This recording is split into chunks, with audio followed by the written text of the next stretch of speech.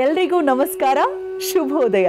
ನೀವು ನೋಡ್ತಾ ಇದ್ದೀರಾ ಅಣು ಅಣುವಿನಲ್ಲೂ ಕನ್ನಡತನವನ್ನ ಬಿತ್ತರಿಸುವಂತಹ ಹೆಮ್ಮೆಯ ವಾಹಿನಿ NKR ಟಿವಿಯ ಹೆಮ್ಮೆಯ ಪ್ರಸ್ತುತಿ ಧರ್ಮಜ್ಯೋತಿ ಕಾರ್ಯಕ್ರಮಕ್ಕೆ ಪ್ರೀತಿಪೂರ್ವಕ ಸ್ವಾಗತ, ಸುಸ್ವಾಗತ. ನಾನು ನಿಮ್ಮ ಮನೆ ಮಗಳು ದಿವ್ಯಾ ಆಲೂರ್. ಬನ್ನಿ ಗುರುಗಳನ್ನ ಕಾರ್ಯಕ್ರಮಕ್ಕೆ ಸ್ವಾಗತಿಸ್ಬಿಡೋಣ. ಗುರುವಾರದ ಈ ದಿನ ಯಾವೆಲ್ಲ ವಿಶೇಷವಾದ ವಿಚಾರವನ್ನ ನಮ್ಮ ಮನ ಮುಟ್ಟುವಂತೆ ತಿಳಿಸಲಿದ್ದಾರೆ, ಕೇಳೇ ಬಿಡೋಣ.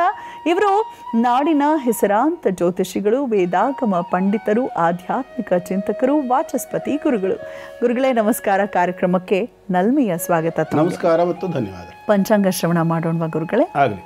ಓಂ ಶುಕಾಸಾರಿಕೆ ಪೂರ್ಣವೈರಾಗ್ಯ ಜಾಚೆ ವಸಿಷ್ಠಾ ಪರಿಜ್ಞಾನ ವೈಭೋಗಯಾಚೆ ಕವಿ ವಾಲ್ಮೀಕಾ ಸಾರಿಕಾ ಮಾನ್ಯೇ ಸಾ ನಮಸ್ಕಾರ ಮಾಝಾ ಸದ್ಗುರು ರಾಮದಾಸ. ನಮಃ ಶಾಂತಾಯ ದಿವ್ಯಾಯ ಸತ್ಯಧರ್ಮಸ್ವರೂಪಿಣೆ ಸ್ವಾನಂದಾಮೃತ ತೃಪ್ತಾಯ ಶ್ರೀಧರಾಯ ನಮೋ ನಮಃ. ಓಂ. ಎಲ್ಲ ವೀಕ್ಷಕರಿಗೂ ಇವತ್ತಿನ ಧರ್ಮಜ್ಯೋತಿ ಕಾರ್ಯಕ್ರಮಕ್ಕೆ ಹಾರ್ದಿಕವಾದಂತಹ ಸ್ವಾಗತವನ್ನು ಬಯಸ್ತಾ, ಹಾಗೆಯೇ ಯಾರ್ಯಾರು ಈ ಸೆಪ್ಟೆಂಬರ್ ತಿಂಗಳ 4ನೇ ತಾರೀಕಿನ ದಿವಸ ಹುಟ್ಟಿದಬ್ಬ ಮೊದಲಾದ ಸಂಭ್ರಮದಲ್ಲಿದ್ದೀರಿ, ನಮಗೆಲ್ಲರಿಗೂ ಕೂಡ ಶುಭಾಶಯಗಳು. ಭಗವಂತ ನಿಮ್ಮೆಲ್ಲರ ಇಷ್ಟಾರ್ಥಗಳನ್ನು ಈಡೇರಿಸಿ ನಿಮಗೆ ಬೇಕಾದಂಥ ಎಲ್ಲ ಸೌಭಾಗ್ಯವನ್ನು ಅನುಗ್ರಹ ಮಾಡಿಕೊಡಲಿ ಅಂಥೇಳಿ ಅವನನ್ನು ಪ್ರಾರ್ಥನೆ ಮಾಡಿಕೊಳ್ತಾ ಇವತ್ತಿನ ಪಂಚಾಂಗದ ಕಡೆಗೆ ಮೊದಲು ಗಮನ ಹರಿಸೋಣ. ಇವತ್ತು ಸ್ವಸ್ತಿ ಶ್ರೀ ವಿಶ್ವಾವಸನಾಮ ಸಂವತ್ಸರದ ದಕ್ಷಿಣಾಯನ ವರ್ಷ ಋತು ಭಾದ್ರಪದ ಮಾಸ ಶುಕ್ಲ ಪಕ್ಷದ ದ್ವಾದಶಿಯ ದಿವಸ ಗುರುವಾರ. ಇವತ್ತು ಉತ್ತರಾಷಾಢ ನಕ್ಷತ್ರದಲ್ಲಿ ಚಂದ್ರನ ಸಂಚಾರ. ಸಂಪೂರ್ಣ ದಿನ ಮಕರ ರಾಶಿಗೆ, ಅಂದರೆ ಇವತ್ತು ಸೂರ್ಯೋದಯಕ್ಕೆ ಮೊದಲೇ ಮಕರ ರಾಶಿಗೆ ಚಂದ್ರನ ಪ್ರವೇಶ ಆಗಿದೆ. ಇವತ್ತು ಶೋಭನ ಅನ್ನುವಂತಹ ಒಂದು ಯೋಗ ಇದೆ, ಜೊತೆಯಲ್ಲಿರ್ತಕ್ಕಂಥದ್ದು ಭವ ಅನ್ನುವಂತಹ ಕರಣ. ಇದು ಪಂಚಾಂಗದ ಸ್ಥಿತಿ. ಆದರೆ ಮೇಷ ವೃಷಭ ರಾಶಿಯಲ್ಲಿ ಯಾವುದೇ ಗ್ರಹ ಸಂಚಾರ ಇಲ್ಲ. ಮಿಥುನದಲ್ಲಿ ಗುರು, ಕರ್ಕಾಟಕದಲ್ಲಿ ಶುಕ್ರ, ಸಿಂಹದಲ್ಲಿ ರವಿ, ಬುಧ, ಕೇತು, ಕನ್ಯಾ ರಾಶಿಯಲ್ಲಿರ್ತಕ್ಕಂತಹ ಮಂಗಳ, ತುಲಾವೃಶ್ಚಿಕ, ಧನು 3 ರಾಶಿಗಳಲ್ಲಿ ಯಾವುದೇ ಗ್ರಹ ಸಂಚಾರ ಇಲ್ಲ. ಮಕರದಲ್ಲಿ ಚಂದ್ರ, ಕುಂಭದಲ್ಲಿ ರಾಹು ಮತ್ತು ಮೀನದಲ್ಲಿ ಶನೈಶ್ಚರ ಇರತಕ್ಕಂಥದ್ದು ಇದು ಇವತ್ತಿನ ಗ್ರಹ ಸಂಪತ್ತಿ. ವೀಕ್ಷಕರೇ, ಈಗ ಪ್ರಾರಂಭ ಮಾಡೋಣವಾ ದಿನ ಭವಿಷ್ಯ ವಿಭಾಗವನ್ನ. ಗುರುಗಳೇ, ಮೊದಲ ರಾಶಿ ಮೇಷರಾಶಿಗೆ ಹೇಗಿದೆ ಈ ದಿನ? ಮೇಷರಾಶಿಯವರಿಗೆ ಇವತ್ತಿನ ದಿನ ಚೆನ್ನಾಗಿದೆ. ಕರ್ಮಭಾವದಲ್ಲಿರ್ತಕ್ಕಂತಹ ಚಂದ್ರನಿಂದ ಸಾಕಷ್ಟು ಉತ್ತಮವಾದಂಥ ಫಲಗಳು, ಸಂಪತ್ತು ಪ್ರಾಪ್ತಿಯಾಗ್ತಕ್ಕಂಥದ್ದು, ಭೂಮಿಯನ್ನು ಖರೀದಿ ಮಾಡ್ತಕ್ಕಂಥವರಿಗೆ ಕೂಡ ಶುಭವಾಗಿರ್ತಕ್ಕಂಥ ಒಂದು ಯೋಗ, ಒಳ್ಳೆಯದಾಗಿರ್ತಕ್ಕಂಥ ಗ್ರಹಸ್ಥಿತಿ ಇವತ್ತಿದೆ. ಪಂಚಮ ಭಾವದಲ್ಲಿರ್ತಕ್ಕಂತಹ ಗ್ರಹ ಒಂದು ಆಧಾರದ ಮೇಲೆ ಹೇಳೋದಾದರೂ ಕೂಡ ಸತ್ಕಾರ್ಯಗಳಲ್ಲಿ ಪ್ರವೃತ್ತಿ ಆಗ್ತಕ್ಕಂಥದ್ದು, ಅದರಿಂದಾಗಿ ಸಾಕಷ್ಟು ಉತ್ತಮವಾದಂಥ ಫಲಗಳನ್ನು ನಿರೀಕ್ಷೆ ಮಾಡಲಿಕ್ಕೆ ಅವಕಾಶ. ಸ್ವಲ್ಪ ಜುಗ್ಗುತನ ಮಾಡುವವರಿಗೆ ಒಳ್ಳೆಯ ದಿವಸ ಇವತ್ತು. ಯಾಕೆ ಅಂತಂದರೆ, ನೀವು ಮಾಡಿರುವಂಥ ಒಂದು ಜುಗ್ಗುತನದ ಆಧಾರದ ಮೇಲೆ ನಿಮ್ಮಿಂದ ಸಂಗ್ರಹಿತವಾಗಿರ್ತಕ್ಕಂಥ ಸಂಪತ್ತು ಇವತ್ತು ಒಳ್ಳೆಯ ಕೆಲಸಕ್ಕೆ ವಿನಿಯೋಗವಾಗ್ತಕ್ಕಂಥ ಲಕ್ಷಣ ಕಾಣಿಸುತ್ತೆ.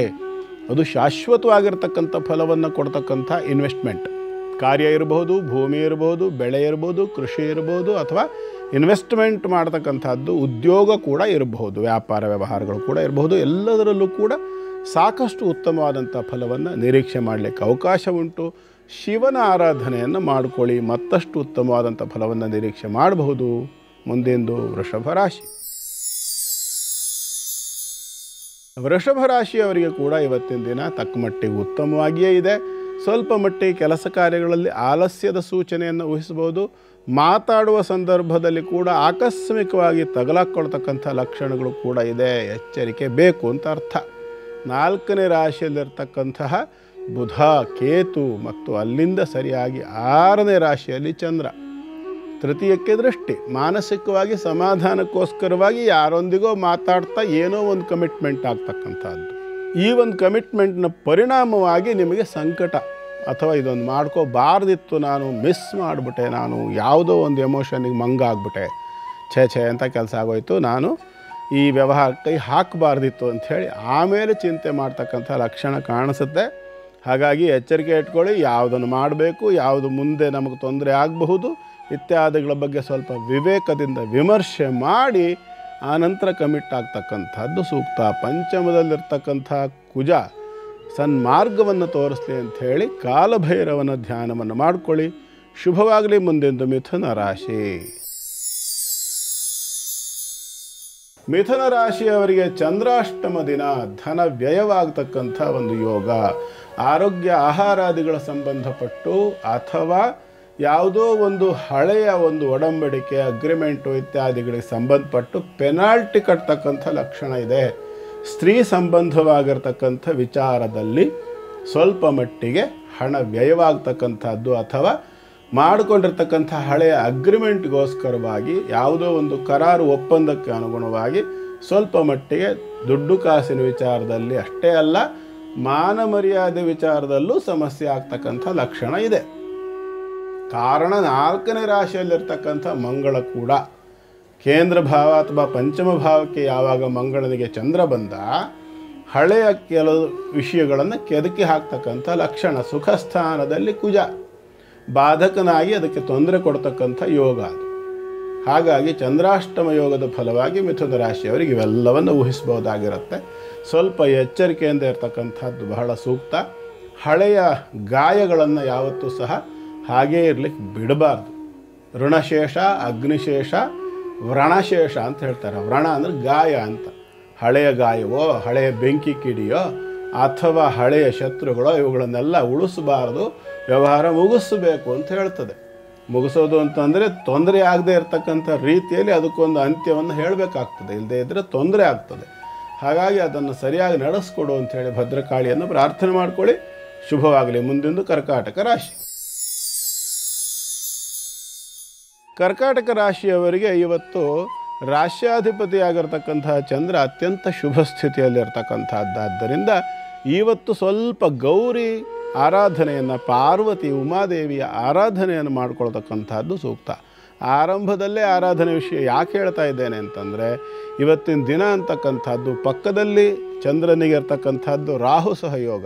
ಹಾಗಾಗಿ ಬರ್ತಕ್ಕಂಥ ಸಮಸ್ಯೆಗಳನ್ನು ಪೂರ್ವಭಾವಿಯಾಗಿಯೇ ನಾವು ಆ್ಯಂಟಿಸಿಪೇಟ್ ಮಾಡ್ತಕ್ಕಂಥದ್ದು ಅಂತಂದರೆ ಅದನ್ನು ಮೊದಲೇ ಪೂರ್ವ ನಿರೀಕ್ಷಿತವಾಗಿರ್ತಕ್ಕಂಥದ್ದು ಸೂಕ್ತ. ಬಂದ ತಕ್ಷಣ ಎದುರಿಸಬಹುದಾಗಿರುತ್ತೆ ಮತ್ತು ಅದನ್ನು ನಿಭಾಯಿಸ್ತಕ್ಕಂಥ ಸಾಮರ್ಥ್ಯ ದೇವತಾನುಗ್ರಹದಿಂದ ಪ್ರಾಪ್ತಿಯಾಗೋದರಿಂದ ಆರಂಭದಲ್ಲೇ ಇವತ್ತು ಬೆಳಿಗ್ಗೆನೇ ಆದಷ್ಟು ಶೀಘ್ರವಾಗಿ ಗೌರಿಯನ್ನು ಧ್ಯಾನ ಮಾಡಿ, ಹರಾನ್ವಿತಾಂ ಇಂದುಮುಖೀಂ ಸರ್ವಾಭರಣಭೂಷಿತಾಂ ವಿಮಲಾಂಗೀಂ ವಿಶಾಲಾಕ್ಷೀಂ ಚಿಂತಯಾಮಿ ಸದಾಶಿವಾಂ, ಈ ರೀತಿಯಾಗಿ ಆ ತಾಯಿಯನ್ನು ಸ್ತೋತ್ರ ಮಾಡ್ತಕ್ಕಂಥದ್ದು. ಅಥವಾ ನಿಮಗೆ ಯಾವ ಸ್ತೋತ್ರ ಬಂದರೂ ಹೇಳ್ಕೊಳ್ಬೋದು, ಅದು ಯಾವುದು ಬರೋದಿಲ್ಲ, ಗೌರಿಯೈ ನಮಃ ಅಂತಲೇ ಇಷ್ಟೇ ಹೇಳ್ಕೊಂಡ್ರೂ ಕೂಡ ಸಾಕಾಗ್ತದೆ. ಭಾವಪೂರಿತವಾಗಿ ಭಾವಪೂರ್ಣವಾಗಿ ಆ ತಾಯಿಯನ್ನು ಧ್ಯಾನ ಮಾಡ್ಕೊಳ್ಳಿ. ಸಾಕಷ್ಟು ನಿಮ್ಮ ಸಮಸ್ಯೆಗಳನ್ನು ನೀವೇ ನಿಭಾಯಿಸ್ತಕ್ಕಂಥ ಸಾಮರ್ಥ್ಯ ಅನುಗ್ರಹ ರೂಪವಾಗಿ ಬರ್ತದೆ. ಶುಭವಾಗಲಿ. ಗುರುವಾರ ಎಲ್ಲಿ ಕರ್ಕೊಂಡು ಹೋಗ್ತಿದ್ದೀರಾ ಗುರುಗಳೇ? ಕ್ಷೇತ್ರ ಮಹಿಮೆ ವಿಭಾಗದಲ್ಲಿ ಎಲ್ಲಿ ಕರ್ಕೊಂಡು ಹೋಗೋದು ಅಂತ ಯೋಚನೆ ಮಾಡ್ತಾ ಇರ್ತೀನಿ ಪ್ರತಿ ವಾರನೂ. ಅಂದ್ರೆ ಸುಲಭದ ಮಾತಲ್ಲ. ಪ್ರತಿದಿನವೂ ಒಂದು ಕ್ಷೇತ್ರ, ಎಲ್ಲವೂ ಕೂಡ ನಿಮ್ಮ ಮಸ್ತಕದಲ್ಲೇ ಇದೆ. ಅಲ್ಲ, ಎಷ್ಟೇ ಮಸ್ತಕದಲ್ಲಿದ್ದರೂ ಆಗಾಗ ಪುಸ್ತಕ ಬೇಕಾಗ್ತದೆ. ಇರಲಿ, ವಾಸ್ತವಕ್ಕೆ ಬರೋಣ. ಒಂದು ಕಥೆ ಹೇಳ್ತೀನಿ. ಯಾವುದು ಕಥೆ ಅಂತಂದರೆ, ಸುಮಾರು 12 ವರ್ಷದ ಹುಡುಗ, ತುಂಬ ತುಂಟ. ಅವನಿಗೆ ಚಿಕ್ಕ ವಯಸ್ಸಿನಲ್ಲೇ ಭಗವಂತನ ಸಾಕ್ಷಾತ್ಕಾರ ಮಾಡ್ಕೊಳ್ಬೇಕು ಅಂತ ಅಪೇಕ್ಷೆ. ನಾರಾಯಣ ಅಂತ ಅವನ ಹೆಸರು. ಚಿಕ್ಕ ವಯಸ್ಸಿನಲ್ಲೇ ಭಗವಂತನ ಸಾಕ್ಷಾತ್ಕಾರ ಮಾಡ್ಕೋಬೇಕು. ಅಣ್ಣ ಒಬ್ಬ ಇದ್ದ, ಗಂಗಾಧರ ಅಂತ. ಅವನಿಗೆ ಮದುವೆ ಕೂಡ ಆಗಿತ್ತು. ಈ ಮನುಷ್ಯನಿಗೆ ಹೇಗಾದರೂ ಭಗವಂತನ ಸಾಕ್ಷಾತ್ಕಾರ ಮಾಡ್ಕೋಬೇಕು, ಹೇಳ್ಕೊಡು ಅಂದರೆ ಅಣ್ಣ ಯಾವುದನ್ನೂ ಹೇಳ್ಕೊಡ್ಲಿಲ್ಲ. ನೀನು ಸಂಧ್ಯಾ ವಂದನೆ ಅಷ್ಟು ಮಾಡು ಸಾಕು. ಇಲ್ಲ, ಸಮಾಧಾನ ಆಗಲಿಲ್ಲ. ಊರು ಹೊರಗಡೆಗೆ ಒಂದು ಆಂಜನೇಯನ ದೇವಸ್ಥಾನ ಇತ್ತು. ಹೋಗ್ಬಿಟ್ಟು ಆಂಜನೇಯನ ಪ್ರಾರ್ಥನೆ ಮಾಡಿಕೊಂಡ್ರೆ ಉಪಯೋಗ ಆಗಲಿಲ್ಲ. ಬೇಸರ ಆಗಿ ತಲೆಯನ್ನು ಹಿಂಗೆ ಆಂಜನೇಯನ ಪಾದಕ್ಕೆ ಕುಟ್ಟಿದಾಗ ಪ್ರತ್ಯಕ್ಷ ಆಗಿ ಆಂಜನೇಯ ಆ ವ್ಯಕ್ತಿಗೆ, ನಾರಾಯಣನಿಗೆ ರಾಮತಾರಕ ಮಂತ್ರವನ್ನು ಉಪದೇಶ ಮಾಡಿದ. ಉಪದೇಶ ಮಾಡಿದ ನಂತರ ಇದನ್ನು ಎಷ್ಟು ಮಾಡಬೇಕು? 13 ಕೋಟಿ ಬಾರಿ ರಾಮತಾರಕ ಜಪ ಮಾಡಬೇಕು ಅಂತಂದ ಆಂಜನೇಯ. ಸರಿ, ಏನು ಮಾಡೋದು ಅಂತ ಯೋಚನೆ ಮಾಡ್ತಾ ಮನೆಗೆ ಬಂದಾಗ ತಾಯಿ ಏನು ಮಾಡಿದ್ಲು, ನೋಡೋ ಮಗ, ನಿಂಗೆ ವರ್ಷ 12 ಆಯಿತು, ನಿಂಗೊಂದು ಮದುವೆ ಮಾಡಬೇಕು ಅಂತ ಅಂದ್ಕೊಂಡಿದ್ದೀನಿ ಅಂತ. ಆಗಿನ ಕಾಲದಲ್ಲೆಲ್ಲ ಬೇಗ ಬೇಗ ಬಾಲ್ಯ ವಿವಾಹ ಆಗ್ತಿತ್ತಲ್ಲ. ಸಿಟ್ಟು ಬಂತು. ಆದರೂ ಸಿಡ ಅನ್ಕೋತಿದ್ದ. ತಾಯಿ ಏನು ಮಾಡಿದ್ಲು, ಅಲ್ಲೇ ಇದ್ದಂಥ ಒಂದು ಬಾವಿ ಹತ್ತಿರ ಹೋದ್ಲು. ಬಟ್ಟೆ ಒಗಿಲಿಕ್ಕೋಸ್ಕರವಾಗಿ ಹೋದಾಗ ಇವನು ಬಟ್ಟೆ ಒಣಗಿಸ್ಕೊಡ್ತಾ ಇದ್ದ. ಒಪ್ಕೊಳ್ಳೋ ಮಗ, ಮದುವೆ ಮಾಡೋಣ, ನಿಂಗೆ ಒಪ್ಕೊಳ್ಳೋ ಮಗನೇ ಅಂತ ತುಂಬ ಹೇಳಿದ್ರು. ಸಿಟ್ಟು ಬಂದ್ಬಿಟ್ಟು ಮಾರ ಹತ್ತು ಕೆಳಗಡೆ ಧುಮುಕ್ಬಿಟ್ಟ ಬಾವಿ ಒಳಗೆ. ಆವಾಗ ಒಂದು ಕಲ್ಲು ಹೊಡಿತು, ಇಲ್ಲಿಗೆ ಬುಗುಟ್ಟು ಬಂತು. ಆ ಮನುಷ್ಯ ಜೀವಂತವಾಗಿರೋ ಅಲ್ಲಿವರೆಗೂ ಇತ್ತು. ಆ ನಂತರ ಏನಾಯಿತು, ಒಪ್ಕೊಳ್ಳಿಲ್ಲ ಅಂತ ಹೇಳ್ಕೊಂಡು, ಅಯ್ಯೋ ಬೇಡ ಮರೆ, ನಿನ್ನಿಷ್ಟ ಬಾವಿಗಿವಿ ಹಾರ್ಕೊಂಡಿದ್ದಾರು ಅನಾಹುತ ಮಾಡ್ಕೊಂಬಿಟ್ಟಿಯಾ ಅಂಥೇಳೆಲ್ಲ ಅಂದ್ಲು. ಸಮಾಧಾನ ಮಾಡಿಕೊಂಡು ಅಂತೂ ಇಂತೂ ಸ್ವಲ್ಪ ದಿವಸ ಕಳೀತು. ಒಂದು 13 ವರ್ಷ ಲೆಕ್ಕ ಆಯಿತು. ಆವಾಗ ಒಂದಿನ ಮತ್ತೇನು ಮಾಡಿದ್ಲು, ಮಗ ಮದುವೆ ಮಾಡ್ಕೊಳ್ಳೋ, ನಿನ್ನ ಮಂಟಪದೊಳಗೆ ನಿಂತಿದ್ದು ನೋಡಬೇಕು ಅಂತ ಆಸೆ ಕಣೋ ನನಗೆ, ನನ್ನ ಆಸೆ ಈಡೇರಿಸಲ್ವೇನೋ ಮಗ ಅಂತ ಅಂದ್ಲು. ಥೋ ಎಂಥ ಕೆಲಸ ಆಯಿತು ಅಂಥೇಳಿ ಅಷ್ಟು ಪ್ರೀತಿಯಿಂದ ಒಂದು ತಾಯಿ ಕೇಳಿದಾಗ ಮಗ ಏನು ಮಾಡಬೇಕು, ಒಪ್ಕೊಳ್ಳೇಬೇಕು. ಆಯ್ತಮ್ಮ ಸರಿ ಅಂತ ಆಯಿತು ಅಂತಂದ. ಒಪ್ಕೊಂಡ್ರು. ಒಪ್ಕೊಂಡ ನಂತರ ತುಂಬ ಪ್ರಸಿದ್ಧವಾದ ಮಂತನ, ಶ್ರೀಮಂತ ಮಂತನ, ಬೇಕಾದಂಗಿದೆ, ಎಲ್ಲ ಬೇಕಾದಷ್ಟು ವ್ಯವಸ್ಥೆ ಇದೆ, ಸಮಾಜದಲ್ಲಿ ಒಳ್ಳೆ ಹೆಸರಿದೆ, ಹೆಣ್ಣು ಕೊಡೋಕ್ಕೆ ಏನು ಬರಗಾಲ, ನೋಡಲಿಕ್ಕೂ ಒಳ್ಳೆ ಸ್ಫುರದ್ರೂಪಿ ಹುಡುಗ, ಕಟ್ಟಮಸ್ತಾಗಿದ್ದಾನೆ, ಒಂದು 12-13 ವರ್ಷದ ಹುಡುಗ ಅಲ್ವಾ. ಸೊ ಭಾಳ ಚುರುಕಾಗಿರೋದು, ಒಳ್ಳೆ ಹೆಸರು ಬೇರೆ ಇದೆ, ಹೆಣ್ಣು ಸೆಟ್ಲಾಗೋಯ್ತು. ಮದುವೆ ಮಾಡಬೇಕು ಎಲ್ಲ ಸಿದ್ಧತೆ ಆಯಿತು. ಏನಾಯಿತು, ಗೋಧೂಳಿ ಮುಹೂರ್ತದಲ್ಲಿ ಮದುವೆ ಇಟ್ಟರು. ಸಾಯಂಕಾಲ ಸೂರ್ಯಾಸ್ತಕ್ಕೆ ಸರಿಯಾಗಿ ಮುಹೂರ್ತ ಬರ್ತಕ್ಕಂಥದ್ದು. ಮುಹೂರ್ತ ಎಲ್ಲ ಸಿದ್ಧವಾಗಿದೆ, ವಾದ್ಯದವ್ರು ಜೋರಾಗಿ ವಾದ್ಯ ನುಡಿಸ್ತಾ ಇದ್ದಾರೆ, ಎಲ್ಲ ಆಗ್ತಾಯಿದೆ. ಭಟ್ರು ಜೋರಾಗಿ ಮಂತ್ರ ಹೇಳ್ತಾ ಇದ್ದಾರೆ, ಪುರೋಹಿತರು ಅಂತರಪಟದ ಮುಂದೆ ನಿಂತಿದ್ದಾನೆ, ಬಾಸಿಂಗ ಗೀಸಿಂಗ ಕಟ್ಕೊಂಡಿದ್ದಾನೆ, ಒಳ್ಳೆ ಲಕ್ಷಣ. ತಾಯಿಗೆ ಭಾರಿ ಸಂತೋಷ. ಅಂತರಪಟ ಹಿಡಿದು ಅಲ್ಲಿ ಮಂತ್ರ ಹೇಳ್ತಾ ಇದ್ದಾರೆ, ಸುಲಗ್ನೇ ಸಾವಧಾನ ಸುಮುಹೂರ್ತೆ ಸಾವಧಾನ ಹೇಳಿದಾಗ ಪುರೋಹಿತರ ಕೈ ಇಟ್ಕೊಂಬಿಟ್ಟ. ಈ ಮಂತ್ರದ ಅರ್ಥ ಹೇಳಿ ಆಮೇಲೆ ಮುಂದೆ ಹೇಳಿ ಮಂತ್ರನ ಅಂತ. ಪುರೋಹಿತರು ಬುದ್ಧಿವಂತರಾಗಿದ್ದರು, ಹೇಳಿದ್ರು, ನೋಡು ಒಳ್ಳೆ ಮುಹೂರ್ತ ಬಂದಿದೆ, ಇಂಥ ಲಗ್ನದಲ್ಲಿ ಸಾವಧಾನವಾಗಿರಬೇಕು, ನೀನು ಯೋಚನೆ ಮಾಡಿ ಜೀವನದಲ್ಲಿ ಹೆಜ್ಜೆ ಇಡಬೇಕಾಗ್ತದೆ, ಒಳ್ಳೆ ಹೆಣ್ಣನ್ನು ಮದುವೆ ಮಾಡಿಕೊಂಡು ಸಂತತಿಗಳನ್ನು ತಗೊಂಡು ಸಮಾಜಕ್ಕೆ ಉದ್ಧಾರ ಮಾಡ್ತಕ್ಕಂಥ ಕೆಲಸ ಮಾಡಿ ನೀನು ಯೋಗ್ಯವಾಗಿ ಬದುಕು ಬಾಳಿ ಆಮೇಲೆ ಭಗವಂತನ ಸನ್ನಿಧಾನವನ್ನು ಹೋಗಬೇಕು, ಸಾಕ್ಷಾತ್ಕಾರ ಮಾಡ್ಕೋಬೇಕು, ಜೀವನ ಸಾರ್ಥಕ ಮಾಡ್ಕೋಬೇಕು ಒಂದಿಷ್ಟು ವೇದಾಂತ ಹೇಳಿದ್ರು. ಸರಿ, ಆಗ ನಾನು ಸಾವಧಾನ ಆಗ್ಬಿಟ್ಟೆ ಅಂದರು. ಸಾವಧಾನ ಆಗ್ಬಿಟ್ಟೆ ಅಂತ ಅಂದ್ಕೊಂಡೆ ಈ ಕಡೆ ತಿರುಗಿದ್ರು. ಪಕ್ಕದಲ್ಲಿ ನೋಡೋ ಅಷ್ಟೊತ್ತಿಗೆ, ಅಮ್ಮ ಏನು ಮಗನೇ, ಪಕ್ಕದಲ್ಲಿ ತಾಯಿ ನಿಂತಿದ್ಲು, ನೀನು ನನ್ನನ್ನು ಅಂತರಪಟದ ಮುಂದೆ ನೋಡಬೇಕು ಅಂತ ಅಪೇಕ್ಷೆ ಪಟ್ಟಿದ್ದೆ ಅಲ್ವಾ? ಹೌದು ಮಗನೇ. ನೋಡಿದ್ಯಾ? ನೋಡಿದೆ ಮಗನೇ. ಹೇಗಿದ್ದೀನಿ ನಾನು? ಅದ್ಭುತ, ನಂಗೆ ತುಂಬ ಖುಷಿ ಆಯಿತು. ಖುಷಿ ಆಯಿತಾ? ಸಮಾಧಾನ ಆಯಿತಾ ನಿನಗೆ? ಬಂದೆ ನಾನು ಅಂದರು. ಅಲ್ಲಿಂದ ಎದ್ರು, ನಡೆದ್ರು. ಅಲ್ಲಿಂದ ಮಂಟಪದ ಒಳಗಿಂದ ಓಡೋಗ್ಬಿಟ್ರು. ಎಲ್ಲೋ ಅಡ್ಕೊಂಡು ಸಂಜೆ ಹೊತ್ತು ಮುಹೂರ್ತ. ರಾತ್ರಿ ಹೊತ್ತು ಹೇಗೆ ಹುಡುಕ್ತಾರೆ ಹುಡುಗನ್ನ? ಊರಿಂದ ಹೊರಗಡೆ ಇರ್ತಕ್ಕಂಥ ಒಂದು ಮರದ ಪೊಟ್ರೆ ಒಳಗಡೆ ಔತ್ಕೊಂಡ್ರು ರಾತ್ರಿ ಹಿಡಿತ. ಪಾಪ ಎಲ್ಲರೂ ಹುಡುಕಿದ್ರು, ಎಲ್ಲಿ ಹುಡುಕಿದ್ರು ಹುಡುಗ ಸಿಕ್ಕಲಿಲ್ಲ. ಆ ಹುಡುಗಿನೂ ಪಾಪ ಅಳ್ತಾ ಕೂತಿತ್ತು. ಅಂತೂ ಅಲ್ಲೇ ಇದು ಯಾವುದೋ ಇನ್ನೊಬ್ಬ ಹುಡುಗನ ಸರಿಯಾದ ಅಂತಂದಂತೂ ಮದುವೆ ಮಾಡಿದ್ರು. 3 ದಿನ ಪೊಟ್ರೆ ಒಳಗೆ ಔತ್ಕೊಂಡ್ರು. ಅಲ್ಲಿಂದ ಹೊರಟರು. ಒಂದಿನ ಹೊರಟ್ಕೊಂಡು ಅಲ್ಲಿಂದ ಸೀದಾ ನಡ್ಕೊಂಡು ಪಂಚವಟ್ಟಿಗೆ ಬಂದರು. ಗೋದಾವರಿ ನದಿ ತೀರದಕ್ಕೆ ಬಂದು ಅಲ್ಲಿ ಒಂದು ಗುಹೆಯನ್ನು ತಾವೇ ನಿರ್ಮಾಣ ಮಾಡಿಕೊಂಡ್ರು. 12-13 ವರ್ಷದ ಹುಡುಗ ನಾರಾಯಣ ನಿರ್ಮಾಣ ಮಾಡಿಕೊಂಡು ಬೆಳಗ್ಗೆ 4 ಗಂಟೆಗೆ ಏಳೋದು, ಸೂರ್ಯೋದಯದವರೆಗೆ ಸಂಧ್ಯಾ ವಂದನೆ ಮಾಡೋದು, ಆ ನಂತರದಲ್ಲಿ ಮಧ್ಯಾಹ್ನದವರೆಗೆ ಅಲ್ಲಿ ನಿಂತ್ಕೊಂಡು ರಾಮತಾರಕ ಜಪವನ್ನು ಮಾಡೋದು. ಎಲ್ಲಿವರೆಗೆ ಅಂದರೆ ನಾಭಿಪರ್ಯಂತ ನೀರಿನಲ್ಲಿ ನಿಂತು ಜಪ, ಮಧ್ಯಾಹ್ನದವರೆಗೆ ಜಪ. ಮಧ್ಯಾಹ್ನದ ನಂತರ ಅಕ್ಕಪಕ್ಕದ ಹಳ್ಳಿಗಳಿಗೆ ಹೋಗೋದು, ಭಿಕ್ಷೆ ಬೇಡೋದು. ಅಲ್ಲಿ ಮಣ್ಣಿನಿಂದ ಒಂದು ಆಂಜನೇಯನ ಮೂರ್ತಿ ನಿರ್ಮಾಣ ಮಾಡಿಕೊಂಡಿದ್ರು. ಹಾಗೆ ಭಿಕ್ಷೆ ಬೇಡಿ ಬಂದಿದ್ದನ್ನು ನೀರಲ್ಲಿ ಅದ್ದಿ ತೆಗೆದು ಆಂಜನೇಯನ ನೈವೇದ್ಯ ಮಾಡಿ ತಾವ ಪ್ರಸಾದವನ್ನು ಸ್ವೀಕಾರ ಮಾಡೋದು. ಇದೇ ರೀತಿ 12 ವರ್ಷ ತಪಸ್ಸನ್ನು ಮಾಡಿದಾಗ 3 ಸರಿ ರಾಮದೇವರು ಪ್ರತ್ಯಕ್ಷ ಆಗ್ತಾರೆ. ಮೊದಲು 3.25 ಕೋಟಿ ಆಗ್ತದೆ. ರಾಮ ಪ್ರತ್ಯಕ್ಷ ಆದಾಗ, ಸಾಕು ನೀನು ಮಾಡಿದ್ದೆಲ್ಲ ನನಗೆ ಸಂತೋಷ ಆಗಿದೆ, ನಿನಗೇನು ಬೇಕು ಕೇಳು, ಏನು ಬೇಡ, ನನ್ನ ಸಂಕಲ್ಪ 13 ಕೋಟಿದು, ಅದು ಮುಗಿಲಿ, ಆಮೇಲೆ ಬಾ ನೀನು. ಹೊರಟೋದ ರಾಮ. ತಿರ್ಗಾ 9 ಕೋಟಿ ಜಪ ಆದ ಕೂಡಲೇ ಬಂದು ರಾಮದೇವರು ಹೇಳಿದ್ರೆ, ಸ್ವಲ್ಪ ತಡ್ಕೊಳ್ಳಪ್ಪ, ಇನ್ನೂ ಸ್ವಲ್ಪ ಇದೆ, 13 ಕೋಟಿ ಆಗೋಗುತ್ತೆ ಅಂತ ಹೇಳಿ ರಾಮನ ವಾಪಸ್ ಕಳಿಸ್ತಾರೆ. ಪುನಃ ಮತ್ತು 12 ಕೋಟಿ, 13 ಕೋಟಿ ಜಪ, 12 ಕೋಟಿ ದಾಟಿ 13 ಕೋಟಿ ಜಪಕ್ಕೆ ಯಾವಾಗ ಪ್ರವೇಶ ಮಾಡ್ತಾರೆ, 13 ಕೋಟಿ ಜಪ ಪೂರ್ಣ ಆದಾಗ ಮತ್ತೆ ರಾಮದೇವರು ಪ್ರತ್ಯಕ್ಷ ಆಗಿ, ನಿಲ್ಲಿಸಯ್ಯ ಸಾಕು ಅಂತ ಹೇಳಿದ ಮೇಲೆ ಜಪವನ್ನು ನಿಲ್ಲಿಸಿ ಇಡೀ ದೇಶವನ್ನು ಪರಿಭ್ರಮಣ ಮಾಡಿ ಮಹಾನ್ ಸಾಧಕನಾಗಿರ್ತಕ್ಕಂಥ ಒಬ್ಬ ವ್ಯಕ್ತಿಯನ್ನು ಶಿಷ್ಯನಾಗಿ ಹೊಂದಿ, ಆ ನಂತರದಲ್ಲಿ ಅನೇಕ ವರ್ಷಗಳ ಕಾಲ ಸಜ್ಜನಗಡ ಅಂತಕ್ಕಂಥ ಒಂದು ಕ್ಷೇತ್ರದಲ್ಲಿ ಇದ್ದು ಬರ್ತಕ್ಕಂಥ ಎಲ್ಲ ಭಕ್ತರನ್ನು, ಸಂತರನ್ನು, ಶಿಷ್ಯ ವೃಂದವನ್ನೆಲ್ಲ ಉದ್ಧಾರ ಮಾಡಿ ಕೊನೆಗೆ ಶ್ರೀರಾಮಚಂದ್ರನ ಮೂರ್ತಿಯನ್ನು ಒಬ್ಬ ಕುರುಡನಿಂದ ನಿರ್ಮಾಣ ಮಾಡಿಸ್ತಾರೆ. ಒಬ್ಬ ಕುರುಡನಿಗೆ ಸಂಪೂರ್ಣವಾಗಿರ್ತಕ್ಕಂಥ ದಿವ್ಯ ಶಕ್ತಿಯನ್ನು, ಆ ಒಂದು ದೃಷ್ಟಿಯನ್ನು ಕೊಟ್ಟು ವಿಗ್ರಹಗಳನ್ನು ನಿರ್ಮಾಣ ಮಾಡಿ ಆ ವಿಗ್ರಹ ಪ್ರತಿಷ್ಠಾಪನೆಯನ್ನು ಮಾಡಿ ಆ ನಂತರದಲ್ಲಿ ತಾವು ದೇಹವನ್ನು ಬಿಟ್ಟು ಆ ವಿಗ್ರಹದೊಳಗೆ ತಮ್ಮ ಚೈತನ್ಯವನ್ನು ಸೇರಿಸಿ ಆ ನಂತರದಲ್ಲಿ ಇವತ್ತೂ ಕೂಡ ನೆಲೆ ನಿಂತಿರ್ತಕ್ಕಂಥ ಒಂದು ಮಹತ್ತರವಾದ ಕ್ಷೇತ್ರ ಸಜ್ಜನಗಡ.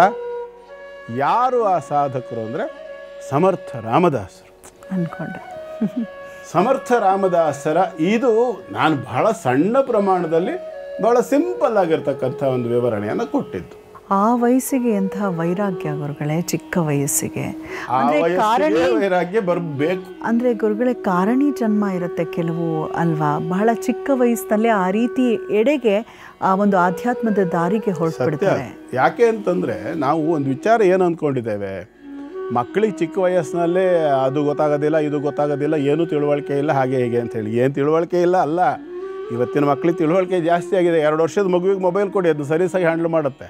ವರ್ಷ 60 ಆದವ್ರಿಗೆ ಅದನ್ನ ಹ್ಯಾಂಡಲ್ ಮಾಡೋಕ್ಕೆ ಬರೋದಿಲ್ಲ. ಅದು ಯಾರೋ ಮೊನ್ನೆ ಒಂದು ಸ್ಕೂಲ್ ಹುಡುಗಂದು ವಿಡಿಯೋ ವೈರಲ್ ಆಯ್ತಲ್ಲ, ಹೋಮ್ವರ್ಕ್ ಮಾಡಿಲ್ಲ ಅಂತ ಹೇಳಿ ಮೈ ಮೇಲೆ ದೇವ್ರು ಬಂದಿದೆನೋ ದೆವ್ವ ಬಂದಿದೆ ಅಂತಾರೋ ಗಲಾಟೆ ಮಾಡ್ತಿದ್ದು. ಎಲ್ಲ ಗೊತ್ತಾಗತ್ತೆ, ಎಲ್ಲ ವಿಚಾರ ಗೊತ್ತಾಗ್ತದೆ. ಯಾವಾಗ ಈ ಸಮರ್ಥ ರಾಮದಾಸರು ಏನಾಗ್ತದೆ, ಒಂದು ದಿವಸ ಹೀಗೆ ಅವರು ಸಂಚಾರ ಮಾಡ್ತಾ ಮಾಡ್ತಾ ಮಾಡ್ತಾ ಒಂದು ಹಳ್ಳಿಗೆ ಬಂದಾಗ ಆ ಹಳ್ಳಿಯಲ್ಲಿ ಒಂದು ಪುಷ್ಕರಣಿಯಲ್ಲಿ ಮುಳುಗುವಾಗ ಅವರಿಗೆ 2 ವಿಗ್ರಹಗಳು ಸಿಗುತ್ತೆ. ಅವ್ರ ಕಥೆಗಳ ವಿಪರೀತ ಇದೆ, ಅವ್ರ ಮಹಾತ್ಮ ಹೇಳ್ತಾ ಹೋದ್ರೆ ಉಪಯೋಗ ಇಲ್ಲ, ಅಷ್ಟಿದೆ. ಆ ನೀರಿನಲ್ಲಿ ಮುಳುಗಿ ಎದ್ದವರು ಆ ಬಿಂಬಗಳನ್ನು ಪ್ರತಿಷ್ಠಾಪನೆ ಮಾಡೋದಕ್ಕೆ ಒಂದು ಊರಿಗೆ ಬರ್ತಾರೆ, ಜಾಂಬ್ ಅಂತ, ಈಗಲೂ ಇದೆ ಆ ಊರು. ಅಲ್ಲಿ ಬಂದು ರಾಮದೇವರು ಪ್ರತಿಷ್ಠೆ ಮಾಡೋದಕ್ಕೋಸ್ಕರವಾಗಿ ಜಾಗ ಕೇಳಿದ್ರೆ ಊರಿನವರೆಲ್ಲ ಆಡ್ಕೊಂಡು ನಕ್ಕು ಬಿಡ್ತಾರೆ. ನೀನೊಬ್ಬ ಜೋಗಿ ದೇವಸ್ಥಾನ ಮಾಡ್ತೀಯ, ಅಲ್ಲಿ ನೋಡು ಆ ಸ್ಮಶಾನದ ಪಕ್ಕದಲ್ಲಿ ಒಂದು ದಿಬ್ಬ ಇದೆಯಲ್ಲ, ಅಲ್ಲೋಗಿ ಮಾಡು ಅಂತಾರೆ.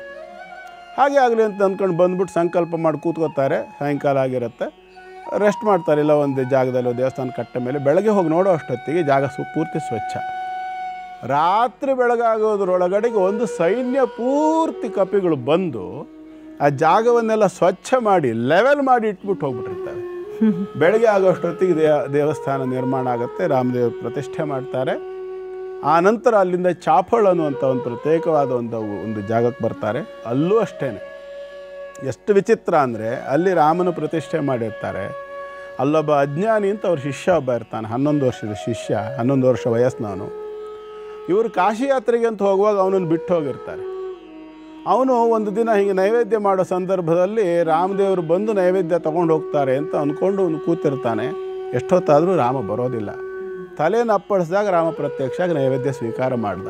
ಹೀಗೆ ನಿತ್ಯ ಇದೆ ಕಥೆ ಆಯ್ತಲ್ಲ ಅಂತ ನೋಡುವಾಗ ಕೆಲವು ದಿವಸಗಳ ನಂತರದಲ್ಲಿ ಸೀತೆನೂ ಬಂದಳು. ಹೀಗಾಗಿ ಸ್ವಲ್ಪ ದಿವಸ ಆಗೋಷ್ಟೊತ್ತಿ ಲಕ್ಷ್ಮಣನು ಬಂದ, ಮತ್ತೊಂದು ಸ್ವಲ್ಪ ದಿವಸಕ್ಕೆ ಆಂಜನೇಯನೂ ಬಂದ.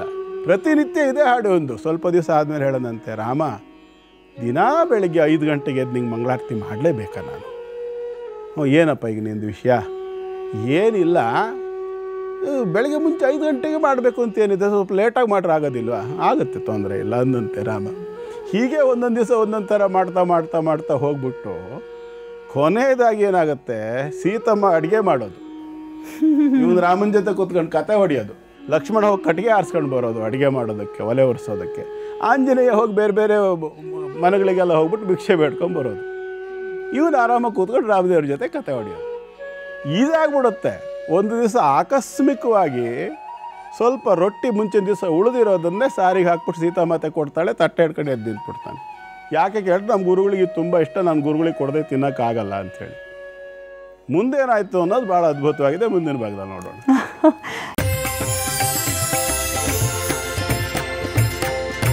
ಗುರುಗಳು ಕಥೆಯನ್ನು ಪೂರ್ಣಗೊಳಿಸಿಲ್ಲ, ಹಾಗಾಗಿ ಆಚಾರ ವಿಚಾರ ವಿಭಾಗ ಸ್ವಲ್ಪ ಸಮಯದ ನಂತರ ಪ್ರಾರಂಭಿಸೋಣ.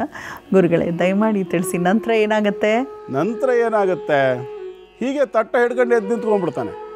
ರಾಮದೇವ್ರು ಕೇಳ್ತಾರೆ, ಏನಾಯಿತು? ಏನಿಲ್ಲ, ನೆನ್ನೆ ಮಾಡಿದ ರೊಟ್ಟಿಗೆ ಸಾಂಬಾರಲ್ಲಿ ಮುಳುಗಿಸ್ಕೊಂಡು ತಿನ್ನೋದು ನಮ್ಮ ಗುರುಗಳಿಗೆ ಸಮರ್ಥರಿಗೆ ಭಾಳ ಇಷ್ಟ, ಅದು ನೆನಪಾಗ್ಬಿಡ್ತು, ನಾನು ಗುರುಗಳಿಗೆ ಕೊಡದೆ ಹೆಂಗೆ ತಿನ್ನಲಿ ಅಂತಾನೆ. ಅಂದರೆ ಎಷ್ಟು ಮುಗ್ಧ! 13-14 ವರ್ಷದ ಹುಡುಗ ಅಷ್ಟೇ.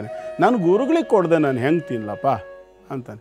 ಅಯ್ಯೋ ಹುಚ್ಚ, ಕಾಶಿ ಯಾತ್ರೆಗೆ ಹೋಗಿದ್ದಾರೆ, ಅವ್ರು ಎಲ್ಲಿದ್ದಾರೆ ಅಂತಲೇ ಗೊತ್ತಿಲ್ಲ, ಅವ್ರಿಗೆ ಕೊಡದೆ ಹೆಂಗೆ ತಿನ್ನಲಿ, ಹೆಂಗೆ ಕೊಡ್ತೀಯ ನೀನು ಅಂತಾನೆ ರಾಮ.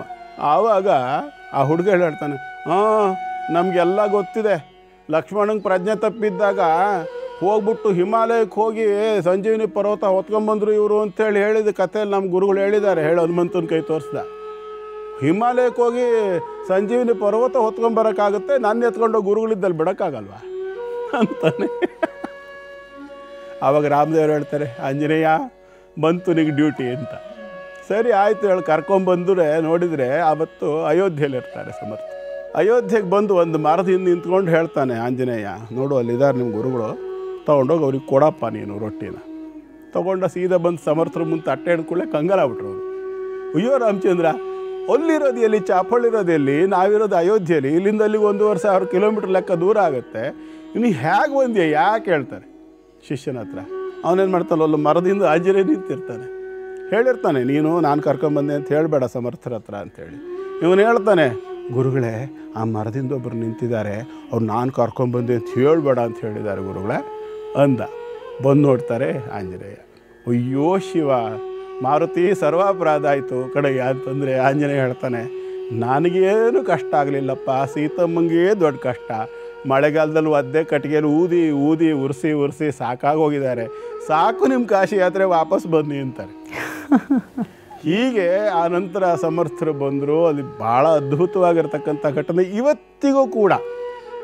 ಸೀತಮ್ಮ ಅಡುಗೆ ಮಾಡಿದ ಆ ದೇವಸ್ಥಾನ, ಆ ಅಡುಗೆ ಮನೆ, ರಾಮದೇವರು ಊಟ ಮಾಡ್ತಿದ್ದ ಜಾಗ ಇವತ್ತೂ ಉಂಟು ಮಹಾರಾಷ್ಟ್ರದ ಚಾಪಳ್ಳಿನಲ್ಲಿ.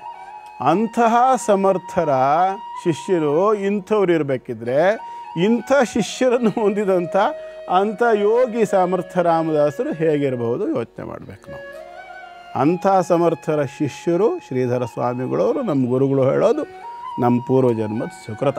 ಹಿಂದೆ ನೀವು ಹೇಳಿದ್ರಿ ಕೂಡ, ಶ್ರೀಧರ ಸ್ವಾಮಿಗಳು ಹೇಗೆ ಅಲ್ಲಿ ಹೋಗಿ ಪಟ್ಟು ಬಿಡದೆ ಆ ಒಂದು ಸಾನ್ನಿಧ್ಯದಲ್ಲಿ ನಮಗೂ ದರ್ಶನ ಕೊಟ್ಟಿದ್ದಾರೆ. ಸಮರ್ಥರು ಸೇರಿಸ್ಕೊಂಡು ಸನ್ನಿಧಾನದಲ್ಲಿ ನಮ್ಮಿಂದನೂ ಪೂಜೆ ಸ್ವೀಕಾರ ಮಾಡಿದ್ದಾರೆ ಹೇಳೋದೇ ನಮ್ಮ ಜನ್ಮ ಸುಕೃತ ಅನ್ನೋದು ನಮ್ಮ ಖುಷಿ ಮತ್ತು ಹೆಮ್ಮೆ. ಬಹುಶಃ ವೀಕ್ಷಕರೇ, ನಮಗೆ ಈ ಎಲ್ಲ ಒಂದು ಇತಿಹಾಸದ ಬಗ್ಗೆ ಪುಸ್ತಕ ಓದಲಿಕ್ಕೆ ಕಷ್ಟ ಆಗ್ಬೋದೇನೋ, ಆದರೆ ನಮ್ಮ ಒಂದು ಸಂಚಿಕೆ ಧರ್ಮ ಜ್ಯೋತಿ ಕಾರ್ಯಕ್ರಮದ ಒಂದು ಸಂಚಿಕೆ ನೋಡಿದ್ರೆ ಒಂದು ಕ್ಷೇತ್ರದ ಬಗ್ಗೆ ಇಡೀ ಒಂದು ಪುಸ್ತಕ ಓದಿದ ಅನುಭವ ಗುರುಗಳು ನೀಡ್ತಿದ್ದಾರೆ. ಇವತ್ತು ಬಹಳ ವಿಶೇಷವಾಗಿತ್ತು ಗುರುಗಳೇ, ಅದ್ಭುತ ಆಗಿದೆ ಅದು. ಇಲ್ಲಿ ಆಚಾರ ವಿಚಾರಕ್ಕೆ ಒಂದು ವಿಷಯ ಹೇಳ್ಬಿಡ್ತೇನೆ, ನೀವು ಈ ಪ್ರಶ್ನೆ ಕೇಳಲಿಲ್ಲಲ್ಲ, ಆದರೂ ನಾನು ಹೇಳ್ತೀನಿ. ಏನು ಆಚಾರ ವಿಚಾರ ನೋಡಿ, ನೀವು ಏನೇ ಆಚಾರ ನೀವು ಮಾಡಿ ದೇವ್ರ ಮುಂದೆ ಕೂತ್ಕೊಂಡಾಗ, ಆ ಅಜ್ಞಾನಿ ಅನ್ನೋ ಹುಡುಗ ಏನು ಮಾಡ್ದ, ಅವನೇನು ಆಚಾರ ಮಾಡ್ದ? ರಾಮದೇವ್ರಿಗೆ ಹೇಳ್ತಾನೆ, ಅಲ್ಲಯ್ಯ ನಾನೇನು ಬೆಳಗ್ಗೆ 5:15 ಎದ್ದು ನಿನಗೆ ಆರತಿ ಮಾಡಿದ್ರೆ ಮಾತ್ರ ನಿಂಗೆ ಖುಷಿ ಆಗದ, ಅದು ಮಾಡದೇ ಇದ್ರೆ ಏನು ತೊಂದರೆ ಇಲ್ವಲ್ಲ? ಏನು ತೊಂದರೆ ಇಲ್ಲಪ್ಪ, ನೀನು ಮಾಡದಿದ್ರೆ ನಂಗೆ ಏನು ಬೇಜಾರಿಲ್ಲ ಅಂತಂದ್ರೆ ರಾಮಚಂದ್ರ. ಅರ್ಥ ಏನು? ನಿಮ್ಮ ಆಚಾರಗಳ ಬಗ್ಗೆ ಭಗವಂತ ಗಮನ ಕೊಡೋದೇ ಇಲ್ಲ. ನೀವು ಸ್ನಾನ ಮಾಡಿದಿರೋ ಇಲ್ಲೋ ಅಂತೂ ಕೂಡ ನೋಡೋದಿಲ್ಲ, ಆದರೆ ಸ್ನಾನ ಬೇಕು. ಯಾಕೆ ಅಂದರೆ ಶರೀರ ಶುದ್ಧವಾಗಿಟ್ಕೊಳ್ಬೇಕು ಮೊದಲು. ಯಮ ನಿಯಮಾದಿ ಸಂಪತ್ತಿಗಳನ್ನು ಹೇಳುವಾಗ, ಲಕ್ಷಣಗಳನ್ನು ಹೇಳುವಾಗ ಮೊದಲನೇದೇ ಸ್ನಾನ. ಸ್ನಾನೇನ ಶುದ್ಧರ್ನತು ಚಂದನೇನ. ಸ್ವಚ್ಛವಾಗಿರ್ತಕ್ಕಂಥ ಬಟ್ಟೆಗಳನ್ನು ಧಾರಣೆ ಮಾಡಬೇಕು, ತೊಳೆದು ಒಣಗಿಸಿದ್ದು. ಒಂದು ಸಾರಿ ಶರೀರಕ್ಕೆ ತಾಗಿದ ಬಟ್ಟೆ ಅಂತಕ್ಕಂಥದ್ದು ಶರೀರದಿಂದ ಕಳಚಿದ್ವಿ ಅಂದರೆ ಪುನಃ ಮತ್ತೆ ಧಾರಣೆ ಮಾಡಬೇಕಿದ್ರೆ ಆ ಬಟ್ಟೆ ತೊಳಿಬೇಕು ಅಂತಿದೆಯಾ ಹೊರತು ರೇಷ್ಮೆ ಬಟ್ಟೆ ಹಾಕ್ಕೊಂಡಿದ್ದೀನಿ ನನಗಿದು ಮಡಿ ಬರಲ್ಲ. ಒಂದು ಸಾರಿ ನಮ್ಮ ಶರೀರಕ್ಕೆ ಸ್ಪರ್ಶವಾಯಿತು, ಶರೀರದಲ್ಲಿ ಚರ್ಮದಲ್ಲಿರ್ತಕ್ಕಂಥ ರಂಧ್ರಗಳಿಂದ ಉತ್ಪತ್ತಿಯಾಗುವ ಬೆವರು, ಅದರಲ್ಲಿ ಬರ್ತಕ್ಕಂಥ ಕಶ್ಮಲಗಳಿಂದ ಬಟ್ಟೆ ಮೈಲಿಗೆ ಆಗ್ತದೆ. ಹಾಗಾಗಿ ಮಡಿ ಅನ್ನೋ ವಿಚಾರ ಕಾನ್ಸೆಪ್ಟನ್ನು ತಗೊಳ್ಳೋಣ. ಇವತ್ತು ಎಲ್ಲರೂ ಅನೇಕರು ಅಂದ್ಕೊಂಡಿರ್ತೇವೆ ನಾವು ಮಡಿ ಅಂತಂದ್ಬಿಟ್ರೆ ಅದರದ್ದೇ ಆದಂಥ ಒಂದು ನಾರು ಬಟ್ಟೆ, ಅದನ್ನು ಇವತ್ತು ಉಟ್ಟೆ, ಒಂದು 15 ದಿವಸನೂ ಅದನ್ನೇ ಉಟ್ಟೆ ಬಟ್ಟೆ, ನೀನು ಉಟ್ಟೆ ನೀ ಕೆಟ್ಟೆ. ಹಾಗಿದ್ರೆ ಗುರುಗಳೇ, ಪ್ರಶ್ನೆ ಪ್ರಾರಂಭ ಮಾಡೋಕ್ಕೂ ಮುನ್ನ ಪ್ರಾರಂಭ ಮಾಡೋಣ ಈಗ ಆಚಾರ ವಿಚಾರ ವಿಭಾಗವನ್ನ. ಮಡಿ ಬಗ್ಗೆ ನೀವು ಹೇಳ್ತಿದ್ರಿ ಅಲ್ವಾ ಗುರುಗಳೇ, ಒಂದು ಬಾರಿ ಹಾಕಿದ ಬಟ್ಟೆ ಮತ್ತೆ ಅದನ್ನು ಒಗೆದೇ ಹಾಕೋಬೇಕು. ದೇಹಕ್ಕೆ ಬೇಕು ಸ್ನಾನ, ಮನಸ್ಸಿಗೂ ಸ್ನಾನ ಬೇಕು. ಭಗವಂತನ ಪ್ರಾರ್ಥನೆನೇ ಅದು ಒಂದು ರೀತಿಯ ಸ್ನಾನವಿದ್ದಂತೆ, ಧ್ಯಾನವೇ ಸ್ನಾನ. ಹಾಗಿದ್ರೆ ಅಘೋರಿಗಳಿಗೆ ಏನು ಹೇಳ್ತೀರಾ? ಅದ್ಭುತವಾದ ಪ್ರಶ್ನೆ ಇದು, ನಿಜವಾಗಿ ತುಂಬ ಸಂತೋಷ ಆಯಿತು. ಅಘೋರಿಗಳಿಗೆ ಏನು ಹೇಳ್ತೀರಾ? ಅಘೋರ ಅದು ಘೋರ. ಅಘೋರಿಗಳು ಅದು ಅವ್ರವ್ರ ಆಯಾಯ ಮಟ್ಟಕ್ಕೆ ಹೋದವ್ರಿಗೆ ಮಾತ್ರ ಸಂಬಂಧ. ಶರೀರಕ್ಕೆ ಸ್ನಾನ ಇದು ಬೇಸಿಕ್. ಇದು ನಾವಿನ್ನೂ LKG UKG ಅಧ್ಯಯನ ಮಾಡೋರು ಇದನ್ನೆಲ್ಲ ಮಾಡ್ಕೊಳ್ಳೇಬೇಕು. ನೀವು ನಾನು ಏಕ್ದಮ್ ಹೋಗ್ಬಿಟ್ಟು ಡಿಗ್ರಿ ಕಟ್ಬಿಡ್ತೀನಿ, ಸಾಧ್ಯನಾ? ಅಘೋರಿ ಅನ್ನುವಂಥವನು ಅಘೋರಿ ಆಗೋದಕ್ಕಿಂತ ಮುಂಚಿತವಾಗಿ ಏನೇನು ಮಾಡಿದ್ದಾನೆ ಅಂತ ನಮಗೆ ಕಾಣಿಸಲ್ವೇ? ಹಾಗಾಗಿ ನಾವು ಡಿಗ್ರಿ PhD ಮಾಡಿದವರು ನೋಡ್ಕೊಂಬಿಟ್ಟು 1ನೇ ಕ್ಲಾಸ್ ಓದಿಲ್ವಾ ಅವರು ಅಂತ ಕೇಳಿದ್ರೆ ಅಂದ್ರೆ ಅವರಿಗೆ ಸ್ಥಾನದ ಅವಶ್ಯಕತೆ ಆ ಇರೋದಿಲ್ಲ. ಮಟ್ಟಕ್ಕೆ ಮುಟ್ಟಿರಬೇಕು. ದೇಹ ಭಾವವನ್ನು ಮೀರಿದವರು ಅದು, ದೇಹಕ್ಕೆ ಸಂಬಂಧವೇ ಇಲ್ಲ. ನಾವು ಯಾವುದನ್ನು ನೋಡಿದರೆ ಅಸಹ್ಯಪಟ್ಟು ಕಿಲೋಮೀಟರ್ ಗಟ್ಟಲೆ ದೂರ ಓಡಾಡ್ತೀವೋ ಅಷ್ಟು ಹೊಲಸಿನ ಮಧ್ಯದಲ್ಲಿ ಕೂತರೂ ಕೂಡ ಅವ್ರು ಅದಕ್ಕೆ ಏನೂ ಅಂದ್ಕೊಳ್ದೆ ಕೂರೋದು ಇದೆಯಲ್ಲ, ಅದನ್ನು ಹುಚ್ಚು ಅಂತೀರಾ ಅಥವಾ ಸಾಧನೆ ಅಂತೀರಾ? ಎಲ್ಲವನ್ನ ಮೀರಿದ್ದನ್ನ ತಗೊಳ್ತಾರೆ. ಇದು ಮುಖ್ಯ. ನಮಗೆ ಎಲ್ಲಿಯವರೆಗೆ ನಮ್ಮ ಶರೀರದ ಭಾವನೆ ಇರ್ತದೆಯೋ ಅಲ್ಲಿಯವರೆಗೂ ಶರೀರ ಸ್ವಚ್ಛವಾಗಿರಲೇಬೇಕು. ಶರೀರ ಮತ್ತು ಮನಸ್ಸು ಬೇರೆ ಅಲ್ಲ. ಶರೀರದ ಸೂಕ್ಷ್ಮ ರೂಪವೇ ಮನಸ್ಸು, ಮನಸ್ಸಿನ ಸೂಕ್ಷ್ಮ ರೂಪವೇ ಶರೀರ. ಹಾಗಾಗಿ ನಮ್ಮ ಶರೀರವನ್ನು ನೀವು ಯೋಚನೆ ಮಾಡಿ. ಒಂದು ದಿವಸ ನೀವು ಎಷ್ಟೇ ಸುಸ್ತಾಗಿರಲಿ, ಎಷ್ಟೇ ಸಂಕಟ ಆಗಿರಲಿ, ಏನೇ ಆಗಿರಲಿ, ಸುತ್ತಾಡ್ಕೊಂಡು ಓಡಾಡ್ಕೊಂಡು ಎಲ್ಲ ಮನೆಗೆ ಬಂದು ಕೂಡಲೇ ಮೊದಲು ಏನು ಮಾಡ್ತೇವೆ ನಾವು? 2 ನಿಮಿಷ ಸುಧಾರಿಸ್ಕೊಂಡು ಒಂದು ಸ್ನಾನ ಮಾಡಿಬಿಡ್ತೀವಿ, ಸ್ವಲ್ಪ ಫ್ರೆಶ್ ಆಗುತ್ತೆ. ಸ್ನಾನ ಮಾಡಿದ್ರೆ ಫ್ರೆಶ್ ಆಗೋದು ಏನು? ನಿಮಗೆ ಸುಸ್ತಾಗಿರೋದು ಶರೀರಕ್ಕಾದರೂ ಕೂಡ ಆ ಉಲ್ಲಾಸ ಸ್ನಾನ ಮಾಡಿದ ನಂತರ ಬರೋದು ಯಾವುದಕ್ಕೆ? ಮನಸ್ಸಿಗೆ ಅಲ್ವಾ? ಅಂದರೆ ನಮ್ಮ ಮನಸ್ಸು ಪ್ರಫುಲ್ಲವಾಗಲಿಕ್ಕೋಸ್ಕರವಾಗಿ ಸ್ನಾನ. ಆ ಪ್ರಫುಲ್ಲವಾಗಿದ್ದು ಒಂಥರ ಉಲ್ಲಾಸ ಇದ್ದಾಗ ಒಂದು ಬರೋ ಏಕಾಗ್ರತೆಯೇ ಬೇರೆ. ಅಥವಾ ಶರೀರ ಸ್ವಚ್ಛವಾಗಿ ಇಲ್ಲದೆ ಗಲೀಜಾಗಿದ್ಕೊಂಡು ಗಲೀಜಾದ ಬಟ್ಟೆಗಳು ಹಾಕ್ಕೊಂಡು ಕೂತು ಮೆಡಿಟೇಷನ್ಗೆ ಏಕಾಗ್ರತೆ ಬರಲ್ಲ. ಅಲ್ಲ ಗುರುಗಳೇ, ಈಗ ಹಿಂದೆಲ್ಲ ಈ ಒಂದು ಪದ್ಧತಿ ಇತ್ತು. ಎಲ್ಲರ ಮನೆಯಲ್ಲೂ ಎದ್ದು ಕೂಡಲೇ ನಾವು ಸ್ನಾನಾದಿಗಳನ್ನು ಮುಗಿಸ್ಬೇಕು, ಪೂಜೆ ಮಾಡಬೇಕು, ನಂತರ ಕಾಫಿ ತಿಂಡಿ. ಆದರೆ ಎಲ್ಲವೂ ಈಗ ಬದಲಾಗ್ಬಿಟ್ಟಿದೆ, ಕಾರ್ಪೊರೇಟ್ ಸ್ಟೈಲ್ ಆಗಿಬಿಟ್ಟಿದೆ. ಹಲ್ಲುಜ್ಜದೇನೆ ಕಾಫಿ ಟೀ ಕುಡಿಯುವಂಥದ್ದು, ನಂತರದಲ್ಲಿ ತಿಂಡಿ ತಿಂದು ಕೆಲವೊಮ್ಮೆ ಸ್ನಾನಕ್ಕೆ ನಂತರದಲ್ಲಿ ಸ್ನಾನಕ್ಕೆ ಹೋಗುವಂಥದ್ದು, ಪೂಜೆ ಮಾಡೋ ಕೆಲವ್ರಿಗೆ ಪಾಪ ಟೈಮು ಇರೋದಿಲ್ಲ. ಸೊ ಅಂಥವ್ರಿಗೆ ಏನು ಹೇಳ್ತೀರಾ? ಅಲ್ವಾ? ಅದರಿಂದ ಆಗುವ ವ್ಯತಿರಿಕ್ತ ಪರಿಣಾಮಗಳೇನು? ವ್ಯತಿರಿಕ್ತ ಪರಿಣಾಮಗಳೇನು ಅಂತಂದರೆ ಕ್ರಮೇಣ ಮನುಷ್ಯ ನೆಗೆಟಿವಿಟಿಯ ಕಡೆಗೆ ಹೋಗ್ತಾ ಬರ್ತಾನೆ. ಒಂದು ಹಂತದವರೆಗೆ ಅವನಿಗೇನು ಆಗದೆ ಹೋಗೋದಿಲ್ಲ. ಜೀವನ ಅಂದ ಮೇಲೆ ಒಳ್ಳೆಯದು ಕೆಟ್ಟದ್ದು ಎರಡೂ ಇರುತ್ತೆ. ಒಳ್ಳೆಯದು ನಮಗೆ ಆಗ್ತಾ ಇರುವಲ್ಲಿವರೆಗೂ ನಮಗೇನು ಅನಿಸಲ್ಲ, ನಡ್ಕೊಂಡು ಹೋಗ್ತದೆ. ಕೆಟ್ಟದ್ದು ಆಗಲಿಕ್ಕೆ ಶುರು ಮಾಡಿದಾಗ, ಕೆಟ್ಟದ್ದು ಅಂತ ಏನೂ ಆಗಲ್ಲ, ಪ್ರಶ್ನೆ ಬೇರೆ. ಕೆಟ್ಟದ್ದು ಅಂದರೆ ಇವನ ಮನಸ್ಸಿಗೆ ಇಷ್ಟವಿಲ್ಲದೆ ಇರತಕ್ಕಂಥದ್ದು ನಡೆದಾಗ, ನಮ್ಮ ಮನಸ್ಸಿಗೆ ಇಷ್ಟವಿಲ್ಲದೆ ಇರೋದು ನಡೆದಾಗ ನಾವು ಕೆಟ್ಟದ್ದು ಅಂತೇವಲ್ವಾ? ಕೆಟ್ಟದ್ದು ಒಳ್ಳೆಯದು ಅಂತ ಹೇಳ್ತಕ್ಕಂಥದ್ದು ಯಾವುದೂ ಇಲ್ಲ. ಆ ಘಟನೆ ಏನೋ ಒಂದು ನಡೀತದೆಯಲ್ಲ, ಆ ಘಟನೆ ನಮ್ಮ ಮನಸ್ಸಿಗೆ ಸಂತೋಷ ಕೊಡದೇ ಇದ್ದಾಗ ಅದು ಕಷ್ಟ ಅಥವಾ ಕೆಟ್ಟದ್ದು. ಖುಷಿ ಕೊಟ್ಟಾಗ ಸುಖ ಮತ್ತು ಒಳ್ಳೆಯದು. ಅದಕ್ಕೆ ನಮ್ಮ ಹಿರಿಯರು ಮುಂಚೆ ಹೇಳ್ತಾ ಇದ್ದಿದ್ದು, ಸ್ನಾನ ಮಾಡೋದಕ್ಕಿಂತ ಮುಂಚೆ ತಿಂಡಿಯನ್ನು, ಊಟವನ್ನು ತಿನ್ನಬಾರ್ದು. ಯಾಕಂದರೆ ಅದಾದ ನಂತರ ಸ್ನಾನ ಮಾಡಿದ್ರೆ ಬಹಳಷ್ಟು ಡೈಜೆಷನ್ ಇಶ್ಯೂಸ್ ಆಗುತ್ತೆ ಅಂತ ಅದು ವಿಜ್ಞಾನ ಈಗ ಪ್ರೂವ್ ಮಾಡಿದೆ ಕೂಡ. ಹಿರಿಯರು ಯಾವುದೇ ಒಂದು ಆಚರಣೆ, ಯಾವುದೇ ಒಂದು ಸುವಿಚಾರವನ್ನು ಹೇಳಿದ್ದಾರೆ, ಅವೆಲ್ಲದಕ್ಕೂ ಅರ್ಥ ಇದೆ. ಅದನ್ನು ಅರ್ಥೈಸ್ಕೊಂಡು ನಡೆಯೋಣ ಅಂತ ಹೇಳ್ತಾ ತೆಗೆದುಕೊಳ್ಳೋಣ ಪುಟ್ಟ ವಿರಾಮವನ್ನು.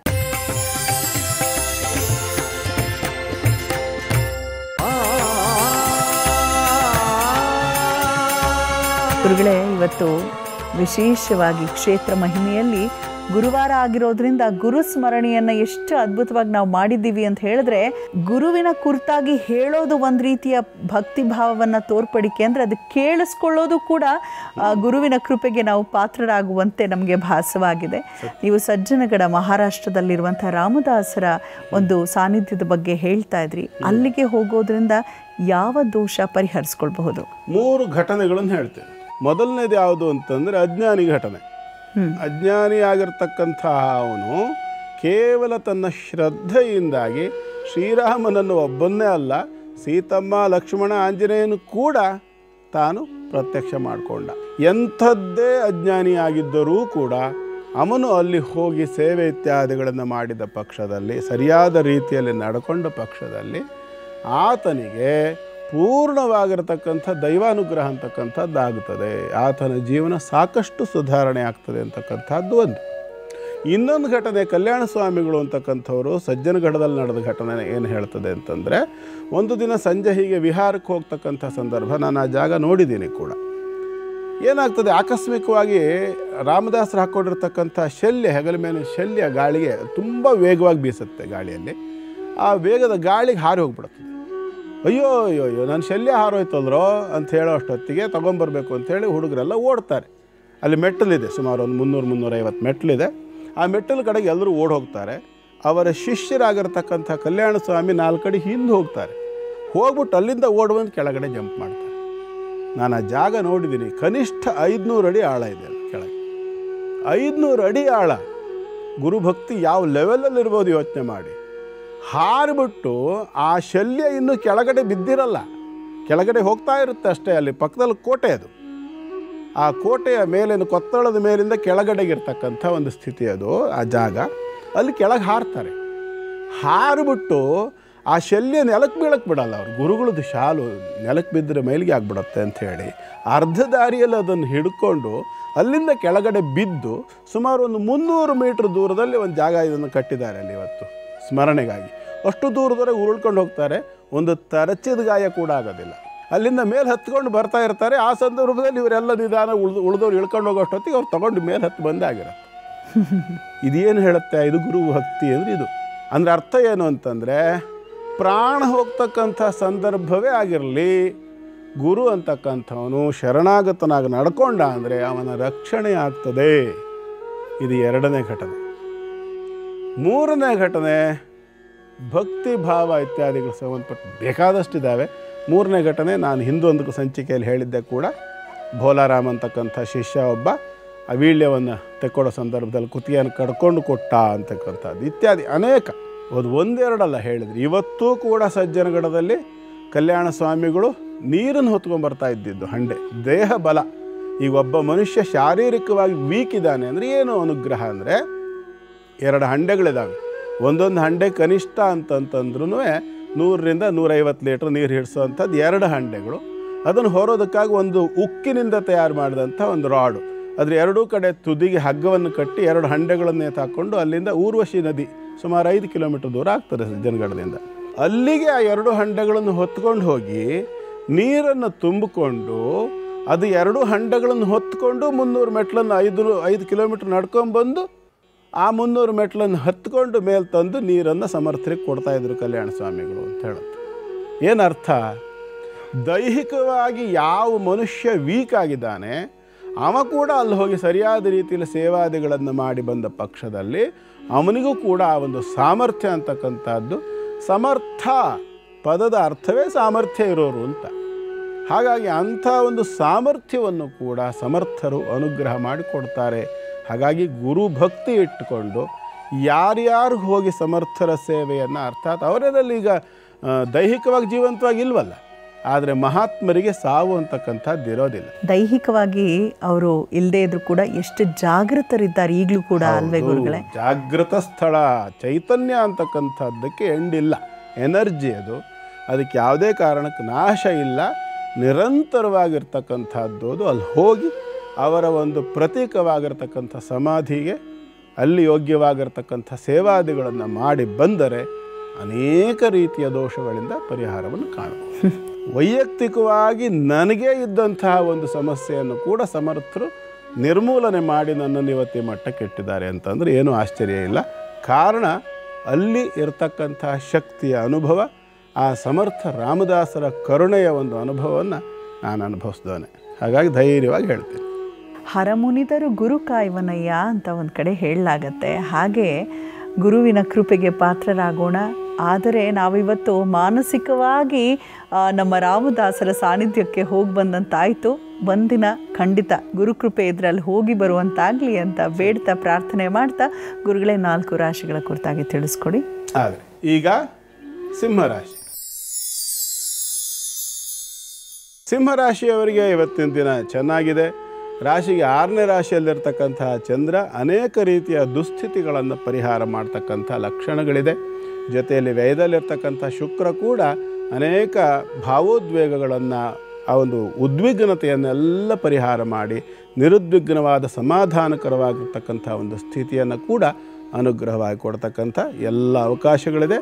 ಸಿಂಹರಾಶಿಯವರು ಚಿಂತೆ ಮಾಡೋದು ಬೇಡ, ಗುರುವನ್ನು ಆರಾಧನೆ ಮಾಡಿಕೊಳ್ಳಿ. ಶುಭವಾಗಲಿ. ಮುಂದಿಂದು ಕನ್ಯಾ ರಾಶಿ.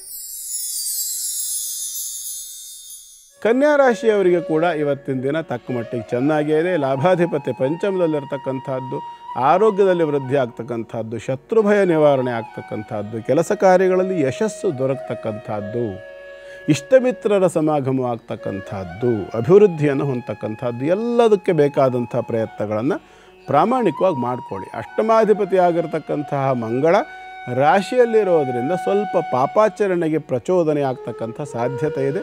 ಪಂಚಮದಲ್ಲಿರ್ತಕ್ಕಂಥ ಚಂದ್ರನಿಗೆ ಇನ್ಫ್ಲೂಯೆನ್ಸ್ ಆಗೋದ್ರಿಂದ ಆ ಒಂದು ಏನು ಹೇಳ್ಬೋದು, ಒಂದು ಅಡ್ಡದಾರಿಯನ್ನು ಹಿಡಿತಕ್ಕಂಥ ಲಕ್ಷಣ ಕೂಡ ಕಾಣಿಸುತ್ತೆ ಕೆಲವರಿಗೆ. ಹಾಗಾಗಿ ಎಚ್ಚರಿಕೆಯಿಂದ ಇರಿ. ಒಂದು ಸಾರಿ ತಪ್ಪು ಮಾಡಿದ ನಂತರ ಆ ತಪ್ಪನ್ನು ಮುಚ್ಚಾಕ್ಲಿಕ್ಕೆ 100 ತಪ್ಪುಗಳನ್ನು ಮಾಡಬೇಕಾಗಿ ಬರಬಹುದು ಎಷ್ಟೋ ಸಂದರ್ಭ. ಹಾಗಾಗಿ ದ್ವಿತೀಯಾಧಿಪತಿ ಆಗಿರತಕ್ಕಂಥ ಶುಕ್ರನ ಸ್ಥಿತಿ ಇದು. ಹಾಗಾಗಿ ಸುಳ್ಳು ಮಾತುಗಳ ಬಗ್ಗೆ ಎಚ್ಚರಿಕೆ ಇಟ್ಕೊಳ್ಳಿ. ಯಾಕಾಗಿ ಈ ಮಾತು ಹೇಳ್ತೀನಿ ಅಂತಂದರೆ, ಒಂದು ಬಾರಿ ನಾವು ಸುಳ್ಳು ಹೇಳಿದರೆ ಆ ಸುಳ್ಳನ್ನು ಏನು ಹೇಳಿದ್ದೇವೆ ಅಂತ ನೆನ್ಪಿಟ್ಕೋಬೇಕು. ಸತ್ಯ ಹೇಳಿದ್ರೆ ಲಾಭ ಏನು? 10 ವರ್ಷ ಬಿಟ್ಟು ಕೇಳಿದ್ರೂ ಕೂಡ ಆ ಸತ್ಯ ಏನು ಸುಳ್ಳಾಗಿರೋದಿಲ್ಲ, ಆ್ಯಸ್ ಇಟ್ ಈಸ್ ಆಗ್ತದೆ. ಒಂದು ಸತ್ಯವನ್ನು ಬಚಾವ್ ಮಾಡೋದಕ್ಕೆ 100 ಸತ್ಯ ಹೇಳಬೇಕಾದ ಅಗತ್ಯ ಇಲ್ಲ. ಅದೇ ಒಂದು ಸುಳ್ಳನ್ನು ಸಮರ್ಥನೆ ಮಾಡ್ಕೊಳ್ಳೋದಕ್ಕೆ 100 ಸುಳ್ಳು ಹೇಳಬೇಕಾಗತ್ತೆ. ಕೊನೆಗೆ ಒಂದು ದಿವಸ ಆ ಸುಳ್ಳಿನ ಗೋಡೆ ಬಿದ್ದೋದ್ಮೇಲೆ ಪಶ್ಚಾತ್ತಾಪ ನಾವೇ ಪಡಬೇಕು. ಯೋಚನೆ ಮಾಡಿ. ಹಾಗಾಗಿ ಶ್ರೀರಾಮಚಂದ್ರನ ಧ್ಯಾನವನ್ನು ಮಾಡಿಕೊಳ್ಳಿ. ಶುಭವಾಗಲಿ. ಮುಂದಿಂದು ತುಲಾರಾಶಿ. ತುಲಾರಾಶಿಯವರಿಗೆ ಇವತ್ತಿನ ದಿನ ತಕ್ಕಮಟ್ಟಿಗೆ ಉತ್ತಮವಾಗಿದೆ. ಮಾಡ್ತಕ್ಕಂಥ ಕೆಲಸ ಕಾರ್ಯಗಳಲ್ಲಿ ಸಾಕಷ್ಟು ಅಭಿವೃದ್ಧಿಯನ್ನು ಕೂಡ ನೋಡ್ಬೋದು. ಲಾಭಾಂಶದಲ್ಲಿ ವೃದ್ಧಿ ಆಗ್ತಕ್ಕಂಥ ಲಕ್ಷಣ ಮತ್ತು ಸಂಗಾತಿಗಳ ಮಧ್ಯದಲ್ಲಿ ಒಂದು ಭಿನ್ನಾಭಿಪ್ರಾಯ ಬರತಕ್ಕಂಥದ್ದು ಇವೆಲ್ಲವನ್ನು ಊಹಿಸ್ಬೋದು. ಶುಕ್ರನಿಗೆ ಚಂದ್ರನ ಚತುರ್ಥದ ದೃಷ್ಟಿ ಇರೋದರಿಂದ ಸ್ವಲ್ಪ ಮಟ್ಟಿಗೆ ಪಶ್ಚಾತ್ತಾಪವಾಗ್ತಕ್ಕಂಥ ಲಕ್ಷಣ. ಯಾವುದೋ ಕಾಲದಲ್ಲಿ ಮಾಡಿರ್ತಕ್ಕಂಥ ಯಾವುದೋ ಒಂದು ಅಚಾತುರ್ಯಕ್ಕೋಸ್ಕರವಾಗಿ ಬೇಸರ ಮಾಡಿಕೊಂಡು ದುಃಖಪಟ್ಟು ಕಣ್ಣೀರು ಹಾಕಬೇಕಾಗಿ ಕೂಡ ಬರಬಹುದು. ದ್ವಿತೀಯ ಸಪ್ತಮಾಧಿಪತಿ ಆಗಿರ್ತಕ್ಕಂಥ ಮಂಗಳ ಆಡಿರ್ತಕ್ಕಂಥ ಯಾವುದೋ ಕಾಲದಲ್ಲಿ ಆಡಿದ ಯಾವುದೋ ಒಂದು ದುರ್ವಾಕ್ಯಕ್ಕಾಗಿ ಪಶ್ಚಾತ್ತಾಪವನ್ನು ಕೂಡ ಉಂಟು ಮಾಡ್ತಾನೆ. ಕಾರಣ ಮಂಗಳದಿಂದ ಪಂಚಮದಲ್ಲಿರ್ತಕ್ಕಂಥ ಚಂದ್ರ. ಹಾಗಾಗಿ ಮಕ್ಕಳೇ ಇದಕ್ಕೆ ಕಾರಣವಾಗ್ತಕ್ಕಂಥ ಲಕ್ಷಣ ಕೂಡ ಇದೆ. ಹಾಗಾಗಿ ಸುಬ್ರಹ್ಮಣ್ಯನ ಧ್ಯಾನಾದಿಗಳನ್ನು ಮಾಡಿಕೊಂಡು ಪಶ್ಚಾತ್ತಾಪ ಪಟ್ಟರೂ ಪರವಾಗಿಲ್ಲ, ಸರಿ ಮಾಡ್ಕೊಳ್ಳಿ. ಜೀವನದಲ್ಲಿ ತಪ್ಪು ಮಾಡೋದು ಅಥವಾ ಅಡ್ಡದಾರಿಗೆ ಹೋಗೋದು, ಸಮಸ್ಯೆಗಳಿಗೆ ಸಿಕ್ಕಾಕ್ಕೊಳ್ಳೋದು ಇವೆಲ್ಲ ಸಹಜವಾಗಿ ಆಗ್ತಕ್ಕಂಥ ಪ್ರಕ್ರಿಯೆ. ಏನು ಮಾಡೋಕ್ಕಾಗೋದಿಲ್ಲ. ಆದರೆ ಎಲ್ಲಿ ಯಾವಾಗ ಎಚ್ಚರ ಆಯಿತೋ ಆವಾಗಲೇ ಬೆಳಗಾಯಿತು ಅಂತ ತಿಳ್ಕೊಳ್ಳೋದು ಸೂಕ್ತ. ಹಾಗಾಗಿ ಹಿಂತಿರುಗಿ ಬಂದು ಒಂದು ವಾಮ ಮಾರ್ಗದಲ್ಲಿ ಹೋಗದೆ ಸರಿಯಾದ ಮಾರ್ಗದಲ್ಲಿ ಹೋಗ್ತಕ್ಕಂಥದ್ದು ಶ್ರೇಷ್ಠ. ಇದಕ್ಕೆ ಸಂಬಂಧಪಟ್ಟು ಸೀತಾರಾಮರ ಪ್ರಾರ್ಥನೆ ಮಾಡಿಕೊಳ್ಳಿ. ಶುಭವಾಗಲಿ. ಮುಂದಿಂದು ವೃಶ್ಚಿಕ ರಾಶಿ. ವೃಶ್ಚಿಕ ರಾಶಿಯವರಿಗೆ ಭಾಗ್ಯಾಧಿಪತಿಯ ಒಂದು ಸ್ಥಿತಿ ಉತ್ತಮವಾಗಿರ್ತಕ್ಕಂಥದ್ದು. ವ್ಯಯ ಮತ್ತು ಸಪ್ತಮಾಧಿಪತಿ ಆಗಿರ್ತಕ್ಕಂಥ ಶುಕ್ರನ ದೃಷ್ಟಿ ಭಾಗ್ಯಕ್ಕಿದೆ. ಹಾಗಾಗಿ ಸಾಕಷ್ಟು ಅಭಿವೃದ್ಧಿಯನ್ನು ನೋಡ್ಬೋದು. ಭೋಗಯಾನಾನಿ ಶುಕ್ರ, ಬೇರೆ ಬೇರೆ ಊರಿಗೆ ಪ್ರಯಾಣ ಮಾಡ್ತಕ್ಕಂಥದ್ದು, ಅದರಲ್ಲೂ ವಿಶೇಷವಾಗಿ ವಿದೇಶ ಗಮನವನ್ನು ಮಾಡಬೇಕು ವಿದ್ಯಾಭ್ಯಾಸಕ್ಕೋಸ್ಕರವಾಗಿ ಅಂತಂದರೆ ಅದಕ್ಕೆ ಬಹಳ ಯುಕ್ತವಾಗಿರ್ತಕ್ಕಂಥ ಕಾಲ ಇದು. ಪ್ರಯತ್ನವನ್ನು ಮಾಡಲಿಕ್ಕೆ ಅಂದರೆ ಹೈಯರ್ ಎಜುಕೇಷನ್ಗೋಸ್ಕರ ಅಬ್ರಾಡ್ಗೆ ಹೋಗಬೇಕು ಅಂತ ಯೋಚನೆ ಮಾಡಿ ಇಟ್ಕೊಂಡಿರ್ತಕ್ಕಂಥವ್ರು ಏನಿದ್ದೀರಿ ವೃಶ್ಚಿಕ ರಾಶಿಯವರು, ಅವಕಾಶ ಅಂತಕ್ಕಂಥದ್ದು ಸ್ಪಷ್ಟವಾಗಿ ಬರೋ ಲಕ್ಷಣ ಇದೆ. ಪ್ರಯತ್ನವನ್ನು ಸಾಂಗೋಪಾಂಗವಾಗಿ ಮಾಡ್ಕೊಳ್ಳಿ. ಶುಕ್ರ ಸಂಬಂಧಿತವಾಗಿ ಚಂದ್ರನ ಮನೆಯಲ್ಲಿರ್ತಕ್ಕಂಥ ಶುಕ್ರನಾಗಿರೋದ್ರಿಂದ ರಾಜರಾಜೇಶ್ವರಿಯನ್ನು ಆರಾಧನೆ ಮಾಡ್ಕೊಳ್ಳಿ. ಶುಭ. ಗುರುಗಳೇ, ಕವಿತಾ ಅನ್ನೋರು ಮಾಲೂರಿನಿಂದ ಪ್ರಶ್ನೆಯನ್ನು ಕಳಿಸಿದ್ದಾರೆ. ಹುಟ್ಟಿರುವಂಥ ದಿನಾಂಕ 1/2/1992, ಸಮಯ 9:30 ಸಂಜೆ ಅಂತ ಹೇಳ್ತಾರೆ, ಅಂದರೆ ರಾತ್ರಿ 9:30 PM ಅಂತ ಹೇಳ್ತಾರೆ. ಅವರ ಪ್ರಶ್ನೆ ಏನಪ್ಪಾ ಅಂತ ಹೇಳಿದ್ರೆ, ಗುರುಜಿ ನಾನು ಕೆಲ್ಸಕ್ಕೆ ಹೋಗ್ತೀನಿ ಗುರುಜಿ, ಎಷ್ಟು ಕಷ್ಟಪಟ್ಟು ದುಡಿತೀನಿ, ಏನು ಮಾಡಿದ್ರು ಒಂದಿಲ್ಲೊಂದು ಕಮಿಟ್ಮೆಂಟ್ ಪ್ರತಿ ತಿಂಗಳು ಬಂದ್ಬಿಡುತ್ತೆ, ದುಡ್ಡು ಉಳ್ಸೋಕೆ ಆಗ್ತಾ ಇಲ್ಲ, ಎಷ್ಟೇ ಕಷ್ಟಪಟ್ಟರು ನಾನು ಮೇಲ್ ಬರೋದಕ್ಕಾಗ್ತಿಲ್ಲ, ಇದಕ್ಕೆ ಪರಿಹಾರ ತಿಳಿಸ್ಕೊಡಿ ಅಂತ ಕೇಳ್ತಿದ್ದಾರೆ. ಕವಿತಾ ಅವರೇ, ನೀವು ಕಳಿಸಿರೋ ಡೇಟ್ ಆಫ್ ಬರ್ತ್ ಟೈಮ್ ಪ್ರಕಾರ ನಿಮ್ಮದು ಪೂರ್ವಾಷಾಢ ನಕ್ಷತ್ರ, ಧನುರಾಶಿ ಆಗುತ್ತೆ, ಕನ್ಯಾ ಲಗ್ನ ಇದೆ ನಿಮ್ಮದು. ಇಲ್ಲಿ 2 ಮೈನಸ್ ಪಾಯಿಂಟ್ ಇದೆ ನಿಮ್ಮ ಜಾತಕದಲ್ಲಿ. 2 ಅಲ್ಲ, ಆ್ಯಕ್ಚುಲಿ 3 ಇದೆ. ಒಂದು ಮೊದಲನೇದಾಗಿ ಪಂಚಮಾರಿಷ್ಟ. ಪಂಚಮಾರಿಷ್ಟ ಅಂತಂದರೆ ನಿಮ್ಮ ಜನ್ಮ ಜಾತಕದ, ನೀವು ಕೊಟ್ಟೋ ಡೇಟ್ ಟೈಮ್ ಪ್ರಕಾರ ಹೇಳ್ತಿರೋದು ನಾನು. ಈ ಜನ್ಮ ಜಾತಕದ ಪ್ರಕಾರ ಪಂಚಮ ಭಾವದಲ್ಲಿ ರವಿ, ಬುಧ, ಶನಿ ಇರ್ತಕ್ಕಂಥದ್ದು, ಕರ್ಮಸ್ಥಾನದಲ್ಲಿ ರಾಹು ಮತ್ತು ಚತುರ್ಥ ಭಾವಾಧಿಪತಿ ಆಗಿರತಕ್ಕಂತಹ ಸಪ್ತಮಾಧಿಪತಿ ಆಗಿರ್ತಕ್ಕಂತಹ ಗುರು ವ್ಯಯದಲ್ಲಿರ್ತಕ್ಕಂಥದ್ದು. ಇವೆಲ್ಲವೂ ಏನು ಹೇಳುತ್ತೆ ಅಂತಂದರೆ ನಿಮ್ಮ ಎಲ್ಲ ಪ್ರಯತ್ನಗಳು ನೀರಿನಲ್ಲಿ ಹೋಮ ಮಾಡ್ದಂಗೆ ಆಗ್ತಾಯಿದೆ ಅಂತ ಲೆಕ್ಕ. ಜನ್ಮಾಂತರದ ಪೂರ್ವಾರ್ಜಿತವಾಗಿರ್ತಕ್ಕಂಥ ಪ್ರಾರಬ್ಧದಲ್ಲಿ ಸತ್ಕರ್ಮದ ಫಲ ಇಲ್ಲ. ಅಲ್ಲಿ ಬುಧ ಇದ್ದಾನೆ ನಿಜ, ಆದರೆ ಫಲದಾಯಕ ಅಲ್ಲ. ಮಾರಕರಾಗಿರ್ತಕ್ಕಂಥ 2 ಗ್ರಹಗಳ ಜೊತೆಗೆ ಒಬ್ಬ ಲಗ್ನಾಧಿಪತಿ ಇರ್ತಕ್ಕಂಥದ್ದು, ಕರ್ಮಾಧಿಪತಿಯು ಅವನೇ. ಅರ್ಥ ಏನು ಇದಕ್ಕೆ ಅಂತಂದರೆ, ನೀವು ಎಷ್ಟೇ ಒಳ್ಳೆಯದನ್ನು ಮಾಡಬೇಕು ಅಂತ ಹೊರಟರೂ ಕೂಡ ಅದರಿಂದ ನೀವು ನಿರೀಕ್ಷೆ ಮಾಡೋದೇನಿದೆಯಲ್ಲ ಅದು ಸಿಗೋದಿಲ್ಲ. ಅಂದರೆ ನೀವು 10 ರೂಪಾಯಿ ಇನ್ವೆಸ್ಟ್ ಮಾಡಿ, ಫಾರ್ ಎಕ್ಸಾಂಪಲ್ ಕೊಡ್ತಿರೋದು, ಹಾಗೇ ತೊಗೋಬೇಡಿ. ಮತ್ತು 10 ರೂಪಾಯಿ ನೀವು ಇನ್ವೆಸ್ಟ್ ಮಾಡಿ ಇದರಿಂದ 50 ರೂಪಾಯಿ ನನಗೆ ಲಾಭ ಬರಬೇಕು ಅಂತ ನೀವು ಅಪೇಕ್ಷೆ ಪಟ್ಟು ಕೆಲಸ ಮಾಡಿದರೆ 10 ರೂಪಾಯಿಗೆ 10 ರೂಪಾಯಿ ಬರ್ತದೆ. ಪುನಃ ನಿಮಗೆ ಅದಕ್ಕೆ ಎಷ್ಟು ಮುಂದೆ ಸಾಧ್ಯವೋ ಅಷ್ಟೇ ಬರ್ತದೆ, ಬಿಟ್ಟರೆ 50 ರೂಪಾಯಿ ಬರೋದಿಲ್ಲ. ಅಂದರೆ 10 ರೂಪಾಯಿ ಇನ್ವೆಸ್ಟ್ ಮಾಡಿ 15ರಿಂದ 20 ರೂಪಾಯಿ ಒಳಗಡೆಗೆ ಅಷ್ಟೇ. ಇದು ನಿಮ್ಮ ಜಾತಕದಲ್ಲಿರ್ತಕ್ಕಂಥ ಸಮಸ್ಯೆ. ಕಾರಣ ನಿಮಗೆ ಜನ್ಮಾಂತರದಲ್ಲಿ ಯಾವ ಒಂದು ಪ್ರಾರಬ್ಧ ಶೇಷ ಅಂತಕ್ಕಂಥದ್ದು ಬೇಕು, ಪುಣ್ಯ, ಅದರ ಕೊರತೆ ಇದೆ. ಅರ್ಥಾತ್ ಈ ಜನ್ಮದಲ್ಲಿ ನೀವು ಸಂಪಾದನೆಗಾಗಿ ಅನುಸರಿಸ್ತಾ ಇರ್ತಕ್ಕಂಥ ಮಾರ್ಗದಲ್ಲಿ ಪೂರ್ಣವಾದ ಡೆಡಿಕೇಶನ್ ನಿಮ್ಮಲ್ಲಿ ಬರ್ತಿಲ್ಲ. ಯಾವುದೋ ಒಂದು ಸಿನಿಮಾದಲ್ಲಿ ಒಂದು ಡೈಲಾಗ್ ಕೇಳಿದ್ದೆ ನಾನು, ಆ ರೀತಿ ಪರಿಸ್ಥಿತಿ ಆಗಿದೆ. ಅಂದರೆ ಕೆಲಸ ಮಾಡೋ ಸಂದರ್ಭದಲ್ಲಿ ಲಾಭಾಂಶದ ಕಡೆ ಗಮನ ಹೋಗ್ತದೆಯೇ ಹೊರತು ಕೆಲಸದ ಕಡೆ ಗಮನ ಬರೋದಿಲ್ಲ ಅಂತ. ಹಾಗಾಗಿ ಇದನ್ನೆಲ್ಲ ಸ್ವಲ್ಪ ಯೋಚನೆ ಮಾಡಿ, ನೀವು ಸಾಧ್ಯವಾದರೆ ನೇರ ಭೇಟಿ ಮಾಡಿ ಕೆಲವು ಸಲಹೆಗಳನ್ನು ನಿಮಗೆ ಈ ಜಾತಕದ ಪ್ರಕಾರ ಕೊಡಬೇಕು. ವರ್ತಮಾನದಲ್ಲಿ ರಾಹು ದಶೆ ನಡೀತಾ ಇದೆ. ರಾಹು ಕರ್ಮದಲ್ಲಿ ನಿಮಗೆ ಇರೋದರಿಂದ ಕರ್ಮದಲ್ಲಿ ನೀವು ಎಣಿಸಿದಂತಹ ಒಂದು ಶ್ರೇಯಸ್ಸು ಅಥವಾ ಒಂದು ಅಭಿವೃದ್ಧಿ ಬರೋದಿಲ್ಲ. ಕಾರಣ ಅದಕ್ಕೆ ಚಂದ್ರ ಅತ್ಯಂತ ಬಲಹೀನನಾಗಿರ್ತಕ್ಕಂಥದ್ದು, ರಾಹು ಎಂದು ಸಮಸಪ್ತಮ ಸಂಬಂಧ ಇರ್ತಕ್ಕಂಥದ್ದಾದ್ದರಿಂದ ಎಲ್ಲ ಸಮಸ್ಯೆಗಳು ಕಾಣಿಸುತ್ತೆ. ಸಾಧ್ಯವಾದರೆ ನೇರ ಭೇಟಿ ಮಾಡಿ ಇದಕ್ಕೇನು ಪರಿಹಾರ ಮಾಡಬೇಕು ಅಂತ ಹೇಳೋದನ್ನು ಹೇಳ್ಕೊಡ್ತೀನಿ. ಆದರೆ ನಿಮ್ಮ ತಂದೆ ಆರಾಧನೆ ಮಾಡ್ತಾ ಇದ್ದಂತಹ ದೇವರನ್ನೇ ಯಾವುದಾದ್ರೂ ಒಂದು ಸರಿಯಾದ ಮಾರ್ಗದಲ್ಲಿ ಆರಾಧನೆಯನ್ನು ಮಾಡಬೇಕಾಗ್ತದೆ. ಅದನ್ನು ಒಂದು ಸಾರಿ ಕೂತು ಪ್ರಶ್ನೆ ಮೂಲಕ ವಿಮರ್ಶೆ ಮಾಡಿ ಆ ನಂತರದಲ್ಲಿ ಅದರಲ್ಲಿ ಯಾವ ಆಚರಣೆ ಅಂತಕ್ಕಂಥದ್ದು ನಿಮಗೆ ಶ್ರೇಷ್ಠ ಅನ್ನೋದು ನೋಡಿ ತಿಳಿಸ್ಬೇಕಾಗ್ತದೆ. ಪ್ರಯತ್ನ ಮಾಡಿ ಬನ್ನಿ, ಯೋಗ್ಯವಾಗಿರ್ತಕ್ಕಂಥ ಮಾರ್ಗವನ್ನು ಹೇಳ್ಕೊಡ್ತೇನೆ. ಒಳ್ಳೆಯದಾಗಲಿ. ಧನ್ಯವಾದಗಳು ಕವಿತಾ ಅವರೇ, ಕಾರ್ಯಕ್ರಮಕ್ಕೆ ಮೆಸೇಜನ್ನು ಕಳಿಸಿದ್ದಕ್ಕಾಗಿ. ವೀಕ್ಷಕರೇ, ಪ್ರತಿದಿನದಂತೆ ಇಂದು ಕೂಡ ಹೇಳ್ತಾ ಇದ್ದೀನಿ, ನಿಮಗೂ ಕೂಡ ಬಹಳಷ್ಟು ಕಷ್ಟಗಳಿರಬಹುದು, ನಿವಾರಣೆ ಹೇಗೆ ಗೊತ್ತಾಗದೆ ಒದ್ದಾಡ್ತಿರಬಹುದು. ಅದಕ್ಕಿದೆ ಒಂದೇ ಪರಿಹಾರ. ನಮ್ಮ ಈ ಒಂದು ವಿಭಾಗಕ್ಕೆ, ನಿಮ್ಮ ಪ್ರಶ್ನೆಗೆ ನಮ್ಮ ಉತ್ತರ ವಿಭಾಗಕ್ಕೆ ಪತ್ರದ ಮುಖೇನ ಅಥವಾ ಇಮೇಲ್ ಮುಖೇನ ಅಥವಾ ಕೆಳಗಡೆ ಕಾಣಿಸ್ತಿರುವಂಥ ವಾಟ್ಸಪ್ ನಂಬರ್ಗೆ ಮೆಸೇಜನ್ನು ಕಳಿಸಿ ಖಂಡಿತ ಆ ಪ್ರಶ್ನೆಯನ್ನು ನಾವು ಗುರೂಜಿಯವರ ಮುಂದೆ ಇಡ್ತೇವೆ ಅಂತ ಹೇಳ್ತಾ, NKR TV ಕನ್ನಡ ಯೂಟ್ಯೂಬ್ ಚಾನಲ್ನಲ್ಲಿ ನಮ್ಮ ಕಾರ್ಯಕ್ರಮ ಮಾತ್ರವೇ ಅಲ್ಲ, NKR TVಯಲ್ಲಿ ಮೂಡಿಬರುವಂಥ ಎಲ್ಲ ಕಾರ್ಯಕ್ರಮಗಳು ಕೂಡ ಸದಾಕಾಲ ನೀವು ನೋಡಬಹುದು. ಸಬ್ಸ್ಕ್ರೈಬ್ ಮಾಡೋದು ಮರಿಬೇಡಿ ಅಂತ ಹೇಳ್ತಾ, ಗುರುಗಳೇ ಕೊನೆಯ 4 ರಾಶಿಗಳ ಕುರಿತಾಗಿ ತಿಳಿಸಿ. ನೋಡೋಣ. ಈಗ ಧನುರಾಶಿಯನ್ನು ನೋಡೋಣ.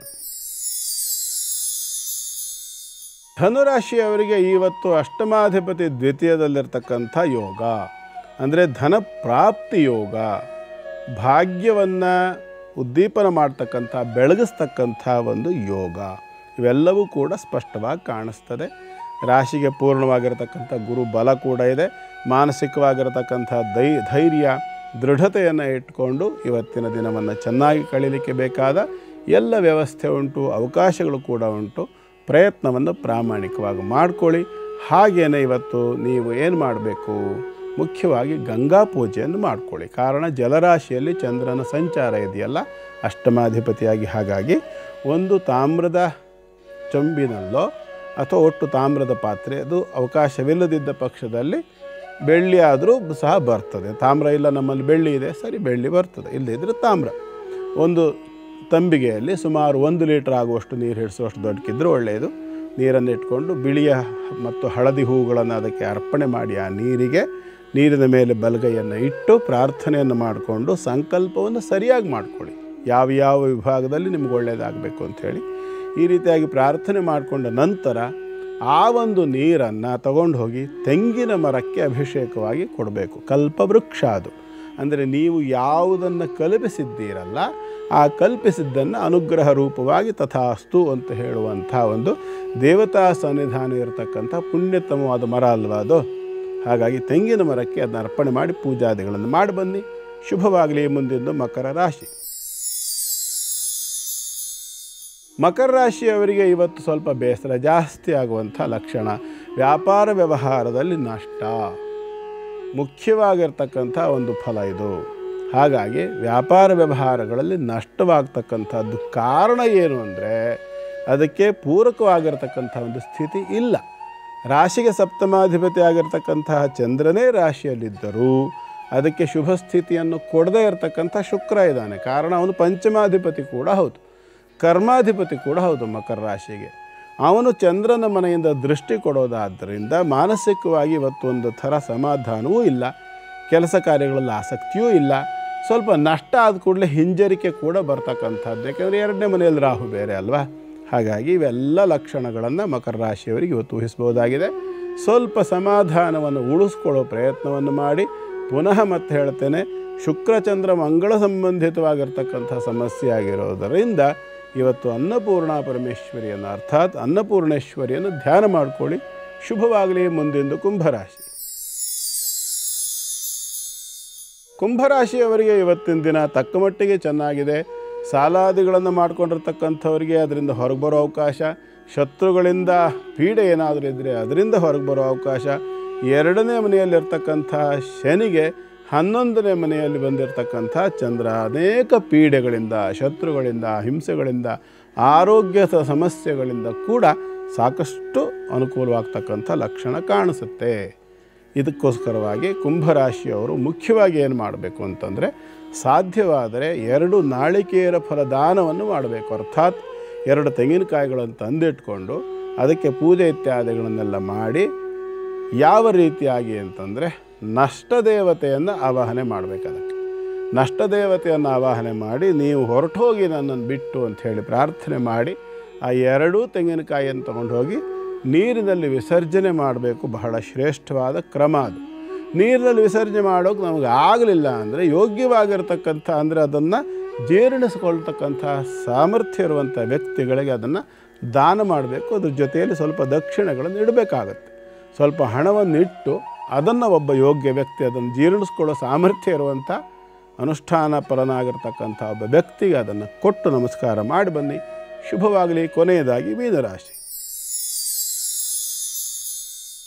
ಮೀನರಾಶಿಯವರಿಗೆ ಇವತ್ತಿನ ದಿನ ತಕ್ಕ ಮಟ್ಟಿಗೆ ಉತ್ತಮವಾಗಿರ್ತಕ್ಕಂಥ ದಿನ. ಕೇಂದ್ರ ಭಾವದಲ್ಲಿರ್ತಕ್ಕಂಥ ಗುರು ಮಂಗಳಾದಿ ಗ್ರಹಗಳ ಒಂದು ಯೋಗದಿಂದಾಗಿ ಗುರುಮಂಗಳ ಯೋಗದ ಫಲವನ್ನು ಕೂಡ ನಿರೀಕ್ಷೆ ಮಾಡಬಹುದು. ಕಾರಣ, ಉದ್ಯೋಗ ಕ್ಷೇತ್ರದಲ್ಲಿ ಔನ್ನತ್ಯವನ್ನು ಪಡೀಲಿಕ್ಕೆ, ಸಂಪಾದನೆಯಲ್ಲಿ ಲಾಭಾಂಶಗಳನ್ನು ಪಡ್ಕೊಳ್ಳಿಕ್ಕೆ, ಪ್ರತಿಯೊಂದಕ್ಕೂ ಕೂಡ ಸಾಕಷ್ಟು ಅನುಕೂಲ ಅಂತಕ್ಕಂಥದ್ದು ಕಾಣಿಸುತ್ತೆ. ಆ ಒಂದು ಪ್ರಯತ್ನವನ್ನು ವ್ಯವಸ್ಥಿತವಾಗಿ ನಡೆಸ್ಕೊಂಡು ಹೋಗೋದ್ರ ಜೊತೆಗೆ ಭೂಮಿ ಪ್ರಾಪ್ತಿ ಯೋಗ ಅಂತಕ್ಕಂಥದ್ದು ಕೂಡ ಕಾಣಿಸ್ತದೆ. ಆಕಸ್ಮಿಕವಾಗಿರ್ತಕ್ಕಂತಹ ರಾಜಾಶ್ರಯ ಸಿಗ್ತಕ್ಕಂಥದ್ದು, ಅಧಿಕಾರದಲ್ಲಿರ್ತಕ್ಕಂಥ ಯಾವುದೋ ವ್ಯಕ್ತಿಗಳ ಸಂಪರ್ಕವಾಗ್ತಕ್ಕಂಥದ್ದು, ಅವರಿಂದ ಸಾಕಷ್ಟು ರಾಜ ಮರ್ಯಾದೆಯೋ ಅಥವಾ ರಾಜರಿಂದ ಅಂದರೆ ಒಂದು ಉತ್ತಮವಾದಂಥ ಸ್ಥಾನದಲ್ಲಿರ್ತಕ್ಕಂಥ ವ್ಯಕ್ತಿಗಳಿಂದ ಸಾಕಷ್ಟು ನಿಮ್ಮ ಭವಿಷ್ಯಕ್ಕೆ ಅನುಕೂಲವಾಗ್ತಕ್ಕಂತಹ ಕೆಲವು ಸಹಕಾರ ಸಿಗ್ತಕ್ಕಂಥದ್ದು ಅಥವಾ ಪ್ರೋತ್ಸಾಹ ಸಿಗ್ತಕ್ಕಂಥದ್ದು ಅಥವಾ ಅವಕಾಶ ಸಿಗ್ತಕ್ಕಂಥದ್ದೆಲ್ಲವೂ ಕೂಡ ಕಾಣಿಸುತ್ತೆ. ಪ್ರಯತ್ನವನ್ನು ಪ್ರಾಮಾಣಿಕವಾಗಿ ಮಾಡಿಕೊಳ್ಳಿ. ನಿಮ್ಮ ಗುರುವನ್ನು ಪ್ರಾಮಾಣಿಕವಾಗಿ ಸೇವೆ ಮಾಡಿ, ಅವರ ಧ್ಯಾನ ಪ್ರಾರ್ಥನೆ ಇತ್ಯಾದಿಗಳನ್ನು ಸರಿಯಾದ ರೀತಿಯಲ್ಲಿ ಏಕೋಭಾವದಿಂದ ಶ್ರದ್ಧಾಭಕ್ತಿಯಿಂದ ಆಚರಣೆ ಮಾಡಿಕೊಳ್ಳಿ. ಶುಭವಾಗಿ. ಗುರುಗಳೇ, ಅದ್ಭುತವಾದ ವಿಚಾರಗಳನ್ನು, ಅದರಲ್ಲೂ ಇವತ್ತು ಸಮರ್ಥ ಸದ್ಗುರು ರಾಮದಾಸರ ಕುರಿತಾಗಿ ಎಷ್ಟು ಅದ್ಭುತವಾದ ವಿಚಾರಗಳನ್ನು ನಮ್ಮ ಜೊತೆ ಹಂಚ್ಕೊಂಡ್ರಿ. ಧನ್ಯವಾದಗಳು. ಸರ್ವೇ ಜನ ಸುಖಿನೋ ಭವಂತು, ಸಮಸ್ತ ಸನ್ಮಂಗಲಾನಿ ಭವಂತು. ಭಗವಂತ ಪ್ರತಿಯೊಬ್ಬರಿಗೂ ಕೂಡ ಒಳ್ಳೆಯದನ್ನು ಮಾಡಲಿ ಅಂತ ಪ್ರಾರ್ಥನೆ ಮಾಡ್ಕೊಳ್ತೀನಿ. ನಮಸ್ಕಾರ. ಹೊರಡೋ ಸಮಯ ಆಗಿದೆ. ನಾಳೆ ಶುಭ ಶುಕ್ರವಾರ ನಿಮ್ಮ ಭೇಟಿ. ಹೋಗಿ ಬರೋದಾ? ನಮಸ್ಕಾರ.